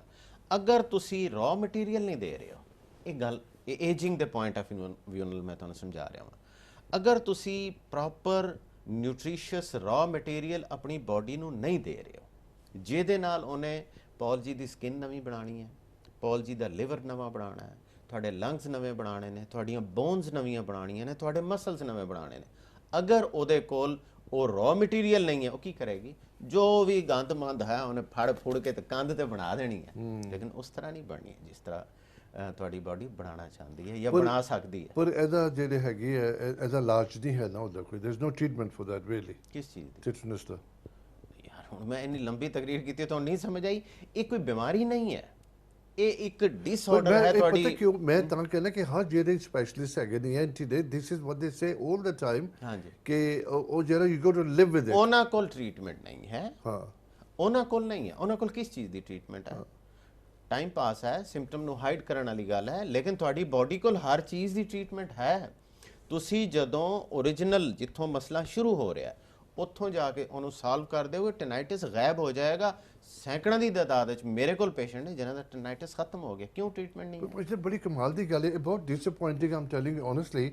ਐਜ਼ ਅ ਕੋਈ ਪੇਸ਼ੈਂਟ ਹੋਵੇ ਤਾਂ ਬੜਾ ਕਨਫਿਊਜ਼ ਹੋ ਜਾਂਦਾ ਕਿ ਉਹਨੂੰ ਆਮ ਹਰ ਜਗ੍ਹਾ ਤੇ ਦੱਸਿਆ ਜਾਂਦਾ ਹੈ ਕਿ ਇਹਦਾ ਕੋਈ ਇਲਾਜ ਨਹੀਂ ਹੈਗਾ, you got to live with it. ਇਹਨੂੰ ਤੁਸੀਂ ਸਪਰੈਸ ਕਰ ਸਕਦੇ ਹੋ ਵਿਦ ਕਵਰ ਪਾ ਕੇ ਕੰਨ ਦੇ ਵਿੱਚ, ਤਾਂ ਕਿ ਬਾਹਰੋਂ ਨੋਇਸ ਨਾ ਹੋਵੇ। ਮੈਂ ਤਾਂ ਤੁਹਾਡੀ ਗੱਲਾਂ ਸੁਣ ਕੇ ਹੈਰਾਨ ਰਹਿ ਗਿਆ। ਮੇਰੀ ਗੱਲ ਸੁਣੋ ਪੌਲ ਜੀ, ਥੱਲੇ ਮੈਂ ਲਾਈ ਹੋਵੇ ਦੁਕਾਨ ਸਬਜ਼ੀ ਦੀ ਹੈ ਜਾਂ ਪਰਚੂਨ ਦੀ, ਮੈਂ ਚਾਹਾਂਗਾ ਜਿਹੜਾ ਗਾਹਕ ਅੱਜ ਆਇਆ ਇਹਨੇ ਹੁਣ ਇਹਨੂੰ ਲਾਈਫ ਨਹੀਂ ਆਉਣਾ ਚਾਹੀਦਾ ਮੇਰੇ ਕੋਲ। ਮੈਂ ਚਾਹਾਂਗਾ, ਮੈਂ ਤਾਂ ਕਹਾਂਗਾ ਦਿਨ 'ਚ 2 ਦਫਾ ਆਇਆ ਕਰੇ। ਬਿਲਕੁਲ ਸੌਦਾ ਵਿਕੇਗਾ, ਮਾਲ ਬਣੇਗਾ। ਬਸ ਛੱਡੋ, ਜਾਣ ਦਿਓ ਤੁਸੀਂ। ਸਭ ਮਾਲ ਦਾ ਚੱਕਰ ਚੱਲ ਰਿਹਾ, ਠੀਕ ਹੈ ਨਾ, ਸਭ ਗਾਹਕੀ ਦੁਕਾਨਦਾਰੀ ਚੱਲ ਰਹੀ ਹੈ। ਮੈਂ ਇਸ ਲਈ ਕਹਿੰਦਾ ਕਿ ਆਪਣੀ ਹੈਲਥ ਦੇ ਜਿਹੜੇ ਡਿਸੀਜਨ ਨੇ, ਜਦੋਂ ਤੱਕ ਅਸੀਂ ਆਪਣੇ ਹੱਥ ਨਹੀਂ ਲਵਾਂਗੇ, ਇੱਥੇ ਬੈਠ ਕੇ ਇਹੀ ਸਮਝਾਉਂਦੇ ਆ ਨਾ ਅਸੀਂ, ਇੱਥੇ ਬੈਠ ਕੇ ਸਾਰੇ ਲੋਕਾਂ ਨੂੰ ਇਹ ਸਮਝਾਉਂਦੇ ਆ ਕਿ ਤੁਹਾਡਾ ਪ੍ਰੋਬਲਮ ਜਿਹੜਾ ਉਹਦੀ ਰੂਟ ਕਾਜ਼ ਕੀ ਹੈ, ਜਾਂ ਉਹਦੀ ਰੂਟ ਕਾਜ਼ ਮੇਰੀ ਨਹੀਂ ਸਮਝ ਆਈ ਤੁਹਾਨੂੰ, ਤੁਸੀਂ ਕਿਸੇ ਕੋਲੋਂ ਜਾਓ, ਖੁਦ ਰਿਸਰਚ ਕਰੋ ਕਿ ਮੈਨੂੰ ਟੈਨਾਈਟਿਸ ਹੋ ਰਿਹਾ, ਕਿਉਂ ਹੋ ਰਿਹਾ। ਜਿਵੇਂ ਮੈਂ ਕਿਹਾ ਆਪਣੀ ਨੈਕ ਨੂੰ ਚੈੱਕ ਕਰਾਓ, ਉਹ ਸਿੱਧੀ ਡਾਇਰੈਕਟਲੀ ਅਸੀਂ ਕੰਨਾਂ ਤੇ ਚਲੇ ਜਾਂਦੇ। ਹਾਂਜੀ ਹਾਂਜੀ, ਅਸੀਂ ਜਿੱਥੇ ਪ੍ਰੋਬਲਮ ਹੈ ਉਹ, ਜਿਵੇਂ ਮੈਂ ਇੱਕ ਵਾਰੀ ਆਰਥਰਾਈਟਿਸ ਦੀ ਗੱਲ ਕਰ ਰਿਹਾ ਸੀ ਕਿ ਇੱਥੇ ਅੰਗੂਠੇ ਤੇ ਸੋਜ ਹੋਈ ਹੈ, ਉਹਦੇ ਰੀਜ਼ਨ ਹਾਰਮੋਨਲ ਵੀ ਹੋ ਸਕਦੇ ਨੇ, ਨਰਵਸ ਵੀ ਹੋ ਸਕਦੀ, ਕੁਝ ਨਹੀਂ, ਉਹ ਉੱਥੇ ਨਹੀਂ ਜਾਣਾ ਜਿਸ ਵਜ੍ਹਾ ਨਾਲ ਹੋਇਆ, ਇੱਥੇ ਹੀ ਅੰਗੂਠੇ 'ਚ ਟੀਕਾ ਲਾ ਦੇਣਾ। ਜਦੋਂ ਇੱਥੇ ਟੀਕਾ ਲਾ ਕੇ ਇਸ ਸਿੰਪਟਮ ਨੂੰ ਬੰਦ ਕਰਨਾ, ਬਾਡੀ ਨੇ ਕਿਤੇ ਹੋਰ ਸਿੰਪਟਮ ਦਿਖਾ ਦੇਣਾ ਤੁਹਾਨੂੰ, ਠੀਕ ਹੈ ਨਾ। ਉਹ ਮੈਨੂੰ ਹੁਣ ਮੇਰਾ ਖਿਆਲ ਹੈ 2-4 ਦਿਨ ਪਹਿਲੇ ਇੱਕ ਪੇਸ਼ੈਂਟ ਦਾ ਫੋਨ ਆਇਆ ਸੀ, ਸ਼ਾਇਦ ਲੇਡੀ ਸਨ, ਉਹਨਾਂ ਨੂੰ ਨਾ ਉਹ ਤੱਫੜ ਜਿਹੇ ਨਿਕਲ ਆਉਂਦੇ ਨੇ ਜਿਸਮ ਤੇ ਨਾ, ਇੱਕ ਉਹ ਕਹਿੰਦੇ ਨੇ ਪਹਿਲੇ ਛੋਟੀ ਜਿਹੀ ਖਾਜ ਹੁੰਦੀ ਹੈ, ਉਹ ਖਾਜ ਮੈਂ ਕਰਦੀ ਹਾਂ ਉੱਥੇ ਬੜਾ ਮਜ਼ਾ ਆਉਂਦਾ ਜਦੋਂ ਖਾਜ ਹੋ ਰਹੀ ਹੁੰਦੀ, ਫਿਰ ਉਹ ਰੈੱਡ ਇੱਕ ਗੋਲ ਜਿਹਾ ਸਪੌਟ ਬਣ ਜਾਂਦਾ। ਮੈਂ ਡਾਕਟਰ ਕੋਲ ਜਾਂਦੀ ਹਾਂ, ਉਹ ਕਰੀਮ ਦਿੰਦਾ, ਮੈਂ ਲਾ ਦਿੰਦੀ ਹਾਂ, ਉਹ ਦਬ ਜਾਂਦਾ, ਕੁਛ ਅਰਸੇ ਬਾਅਦ ਇੱਥੇ ਆ ਜਾਂਦਾ, ਫਿਰ ਉਹ ਸਰਕਲ ਸ਼ੁਰੂ ਹੋ ਜਾਂਦਾ, ਫਿਰ ਇੱਥੇ ਕਰਦੀ ਹਾਂ। ਉਹ ਕਹਿੰਦੀ ਡਾਕਟਰ ਜੀ ਮੈਂ ਤਾਂ ਬਾਜ਼ਾਰ ਹੋ ਗਈ ਹਾਂ, ਔਰ ਫਿਰ ਜਿੱਥੇ ਮੈਂ ਦਵਾਈ ਲਾ ਲੈਂਦੀ ਉੱਥੇ ਸਕਿਨ ਕਾਲੀ ਹੋ ਜਾਂਦੀ ਹੈ, ਠੀਕ ਹੈ ਨਾ। ਉਹਦੀ ਵਜ੍ਹਾ ਕੀ ਹੈ? ਉਹ ਬਾਡੀ ਨਾਲ ਮਜ਼ਾਕ ਹੋ ਰਿਹਾ ਨਾ, ਬਾਡੀ ਨਾਲ ਇੱਕ ਕਿਸਮ ਦੀ ਯਾਨੀ ਸਮਝ ਲਓ ਕਿ ਬਾਡੀ ਨੂੰ ਤੁਸੀਂ ਉਹਦੀ ਉਸ ਸਿੰਪਟਮ ਨੂੰ ਲਰਨ ਕਰਨ ਦੇ ਬਜਾਏ ਉਹਨੂੰ ਟੀਜ਼ ਕਰ ਰਹੇ ਹੋ। ਡਾਕਟਰ ਤੁਹਾਨੂੰ ਥੋੜਾ ਸੀ ਕਾਲ ਲੈ ਲਈਏ ਪਹਿਲਾਂ। ਹਾਂਜੀ, ਹੈਲੋ ਜੀ। ਜੀ ਸਤਿ ਸ਼੍ਰੀ ਅਕਾਲ, ਕੌਣ ਬੋਲ ਰਹੇ ਹੋ? ਸਤਿ ਸ਼੍ਰੀ ਅਕਾਲ ਜੀ, ਮੈਂ ਇੱਥੋਂ ਲੰਡਨ ਤੋਂ ਜਗੀਰ ਕੌਰ ਬੋਲਦੀ ਹਾਂ ਭਾਈ ਸਾਹਿਬ। ਹਾਂ ਜੀ, ਡਾਕਟਰ ਸਾਹਿਬ ਸੁਣ ਰਹੇ ਨੇ, ਕੀ ਪੁੱਛਣਾ ਚਾਹੁੰਦੇ ਹੋ? ਹਾਂ, ਮੈਂ ਤਾਂ doctor Sahib the thank you ਕਰਨਾ ਚਾਹੁੰਦੀ ਹਾਂ। ਮੇਰੇ ਖਿਆਲ ਮੈਂ 2 ਸਾਲ ਹੋਏ ਹੋਣੇ, ਸ਼ਾਇਦ ਇਹਨਾਂ ਨੂੰ ਯਾਦ ਹੋਊਗਾ, ਮੈਂ ਜਦ ਪਹਿਲਾਂ ਕਲੀਨਿਕ ਆਈ। ਹਾਂਜੀ, ਬਿਲਕੁਲ ਬਿਲਕੁਲ। ਤੇ ਬਹੁਤ ਸਿਹਤ ਖਰਾਬ ਸੀ ਮੇਰੀ ਉਦੋਂ, ਯਾਦ ਮੈਂ ਤਾਂ ਰੋਣ ਹੀ ਲੱਗ ਗਈ ਸੀ ਡਾਕਟਰ ਸਾਹਿਬ। ਤੇ ਹੁਣ ਮੈਨੂੰ ਇੰਨਾ ਫਰਕ ਆ, ਹੁਣ ਤਾਂ ਮੈਂ ਬਹੁਤ ਥੋੜੀ ਦਵਾਈ ਲੈਂਦੀ ਆ। ਬਹੁਤ ਮਿਹਰਬਾਨੀ। ਕੀ ਤਕਲੀਫ ਸੀ ਭਾਜੀ? ਇਹਨਾਂ ਨੂੰ ਲੂਪਸ ਸੀ, ਬੜੇ ਹੀ ਡਰਾਇਆ ਹੋਇਆ ਸੀ ਡਾਕਟਰਾਂ ਨੇ ਕਿ ਬਸ ਤੁਸੀਂ ਤੇ ਠੀਕ ਹੋ ਹੀ ਨਹੀਂ ਸਕਦੇ। ਉਹੀ ਤੇ ਅਸੀਂ ਗੱਲਾਂ ਕਰਦੇ ਨਾ। ਹਾਂਜੀ ਹਾਂਜੀ, ਔਰ ਬੜੀਆਂ ਗੰਦੀਆਂ ਦਵਾਈਆਂ, ਇੰਤਹਾਈ ਖੌਫਨਾਕ ਕੈਮੀਕਲ ਜਿਹੜੇ ਨੇ। ਉਹ ਲੂਪਸ ਦਾ ਇਲਾਜ ਵੀ ਉਹ ਕੀਮੋਥੈਰਾਪੀ ਡਰੱਗਸ ਟਾਈਪ ਨਾਲ ਹੀ ਹੁੰਦਾ ਹੈ, ਲੇਕਿਨ ਬਹਿਰਹਾਲ ਇਹ ਬੜੇ ਜਜ਼ਬਾਤੀ ਸੀ, ਡਰੇ ਹੋਏ ਸੀ, ਬਹੁਤ ਇਹਨਾਂ ਨੂੰ ਫਾਇਦਾ ਹੋਇਆ। ਬੜਾ ਖੁਸ਼ ਹੋਇਆ ਮੈਂ ਇਹਨਾਂ ਨੂੰ। ਲਾਸਟ ਵੀਕ ਮੇਰੀ ਗੱਲ ਹੋ ਰਹੀ ਸੀ। Thank you. ਤੇ ਤੁਹਾਡੇ ਹਸਬੰਡ ਜਦੋਂ ਕੈਸੇ? ਤੁਸੀਂ ਡਾਕਟਰ ਸਾਹਿਬ ਮੈਨੂੰ ਕਿਹਾ ਕਿ ਤੁਸੀਂ ਬਿਲਕੁਲ ਠੀਕ ਹੋ ਜਾਓਗੇ, ਉਹ ਆਵਾਜ਼ ਮੇਰੇ ਹਾਲੇ ਵੀ ਕੰਨਾਂ ਵਿੱਚ ਵੱਜਦੀ ਆ। ਕੀ ਬਾਤ ਤੇ ਹੈ। ਸੱਚੀ ਮੈਂ ਬਿਲਕੁਲ ਠੀਕ ਆ। ਬਹੁਤ ਮਿਹਰਬਾਨੀ, ਬੜੀ ਨਵਾਜ਼। ਮੈਂ ਤੁਹਾਡਾ ਸ਼ੁਕਰ ਨਹੀਂ ਕਰ ਸਕਦੀ ਹਾਂ, ਤੇ ਕਾਲ ਚੈਨਲ ਦਾ ਵੀ ਬਹੁਤ ਥੈਂਕ ਯੂ। ਥੈਂਕ ਯੂ ਜੀ। ਬਸ ਇਹੀ ਕੋਸ਼ਿਸ਼ ਕਰੀ ਦੇਰ ਵੀ ਤੁਸੀਂ ਸਾਡੇ ਨਾਲ ਜੁੜੇ, ਉਹਨਾਂ ਦਾ ਫਾਇਦਾ ਹੋ ਸਕੇ। ਭੈਣ ਜੀ ਬਹੁਤ ਬਹੁਤ ਚੰਗਾ ਕੀਤਾ ਤੁਸੀਂ ਕਾਲ ਕੀਤਾ। ਹਾਂ, ਥੈਂਕ ਯੂ ਜੀ। ਥੈਂਕ ਯੂ ਜੀ, ਥੈਂਕ ਯੂ। ਸਤਿ ਸ਼੍ਰੀ ਅਕਾਲ। ਤੇ ਡਾਕਟਰ ਦੇਖੋ ਹੁਣ ਇੱਕ ਮੈਂ ਪੁਆਇੰਟ ਪਕੜਿਆ, ਥੱਕੇ ਹਾਰੇ ਬੰਦਾ, ਉਹਨੂੰ ਪਤਾ ਕੋਈ ਇਲਾਜ ਨਹੀਂ ਹੈ, ਤੁਸੀਂ ਕਿਹਾ ਤੁਸੀਂ ਠੀਕ ਹੋ ਜਾਓਗੇ, ਉਹਨਾਂ ਦੇ ਕੰਨਾਂ 'ਚ ਉਹੀ ਆਵਾਜ਼ ਆ ਰਹੀ ਹੈ। ਪਹਿਲੀ ਗੱਲ ਤੁਸੀਂ ਇਹੀ ਦੱਸਣੀ ਹੈ। ਹੁਣੀ ਇਹ ਤੁਸੀਂ ਮੈਨੂੰ ਕਹਿ ਰਹੇ ਸੀ ਨਾ ਕਿ ਠੀਕ ਨਹੀਂ ਹੋ ਸਕਦਾ। ਨਹੀਂ ਹੋ ਸਕਦਾ। ਇਹ ਗੱਲ ਜਦੋਂ ਤੁਸੀਂ ਕਰ ਦਿੰਦੇ ਹੋ ਨਾ, ਉਹਨਾਂ ਦੇ ਦਿਮਾਗ 'ਚ ਚਲੀ ਜਾਂਦੇ, ਉਹਨਾਂ ਦਾ ਪੂਰਾ ਸਿਸਟਮ ਹੀ ਡਿਪਰੈਸ ਹੋ ਜਾਂਦਾ। ਬਿਲਕੁਲ ਯਾਰ, ਬਿਲਕੁਲ। ਮੈਂ ਨਹੀਂ ਕਹਿੰਦਾ ਕਿਸੇ ਨੂੰ ਕਿ ਤੁਸੀਂ ਠੀਕ ਨਹੀਂ ਹੋ ਸਕਦੇ, ਔਰ ਇਹ ਮੈਂ ਕੋਈ ਉਹਨਾਂ ਨਾਲ ਮਜ਼ਾਕ ਨਹੀਂ ਕਰ ਰਿਹਾ ਹੁੰਦਾ। ਮੈਨੂੰ ਪਤਾ ਹੁੰਦਾ ਹੈ ਕਿ ਜਿਹੜੀ ਇਹਨਾਂ ਦੀ ਬਾਡੀ ਹੈ ਨਾ, ਇਹ ਬੜੀ ਪਾਵਰਫੁਲ ਹੈ। ਇਹਨਾਂ ਨੂੰ ਡਾਕਟਰ ਵਲੀ ਦੀ ਗੱਲ ਨੇ ਠੀਕ ਨਹੀਂ ਕਰਨਾ, ਇਹਨਾਂ ਨੂੰ ਇਹਨਾਂ ਦੀ ਬਾਡੀ ਨੇ ਠੀਕ ਕਰ ਦੇਣਾ। ਸਿਰਫ ਉਸ ਬਾਡੀ ਕੋਲ ਟੂਲਸ ਅਗਰ ਹੋਣਗੇ, ਉਸ ਬਾਡੀ ਕੋਲ ਹਥਿਆਰ ਹੋਣਗੇ, ਖੁਦ ਹੀ ਠੀਕ ਕਰ ਲਏਗੀ, ਔਰ ਠੀਕ ਕਰ ਲੈਂਦੀ ਹੈ। ਕੋਈ ਲਫ਼ਜ਼ ਵੀ ਇਦਾਂ ਹੁੰਦੇ ਨੇ, they work as a medication as well. ਇਹ ਕਰਨਾ ਚਾਹੀਦਾ। ਇਹ ਸਾਨੂੰ ਸਾਡੀ ਐਜੂਕੇਸ਼ਨ ਸੀ, ਸਾਨੂੰ ਇਹ ਟੀਚਿੰਗ ਮਿਲੀ ਹੈ ਕਿ nothing is impossible when you are sitting in front of a body, human body. ਕਿਉਂਕਿ ਇਹਨੂੰ ਅਸੀਂ ਹਾਲੇ ਤੱਕ ਸਮਝ ਹੀ ਨਹੀਂ ਸਕੇ। ਇਹ ਤਾਂ ਕਮਾਲ ਦੀ ਚੀਜ਼ ਹੈ, ਜਿੰਨਾ ਇਹਦੇ 'ਚ ਡੁੱਬਦੇ ਜਾਓਗੇ ਤੁਸੀਂ ਜ਼ਿਆਦਾ ਤੋਂ ਜ਼ਿਆਦਾ ਹੈਰਾਨ ਹੁੰਦੇ ਜਾਓਗੇ ਕਿ ਮੈਂ ਕਿਸ ਦੁਨੀਆ 'ਚ ਆ ਗਿਆ।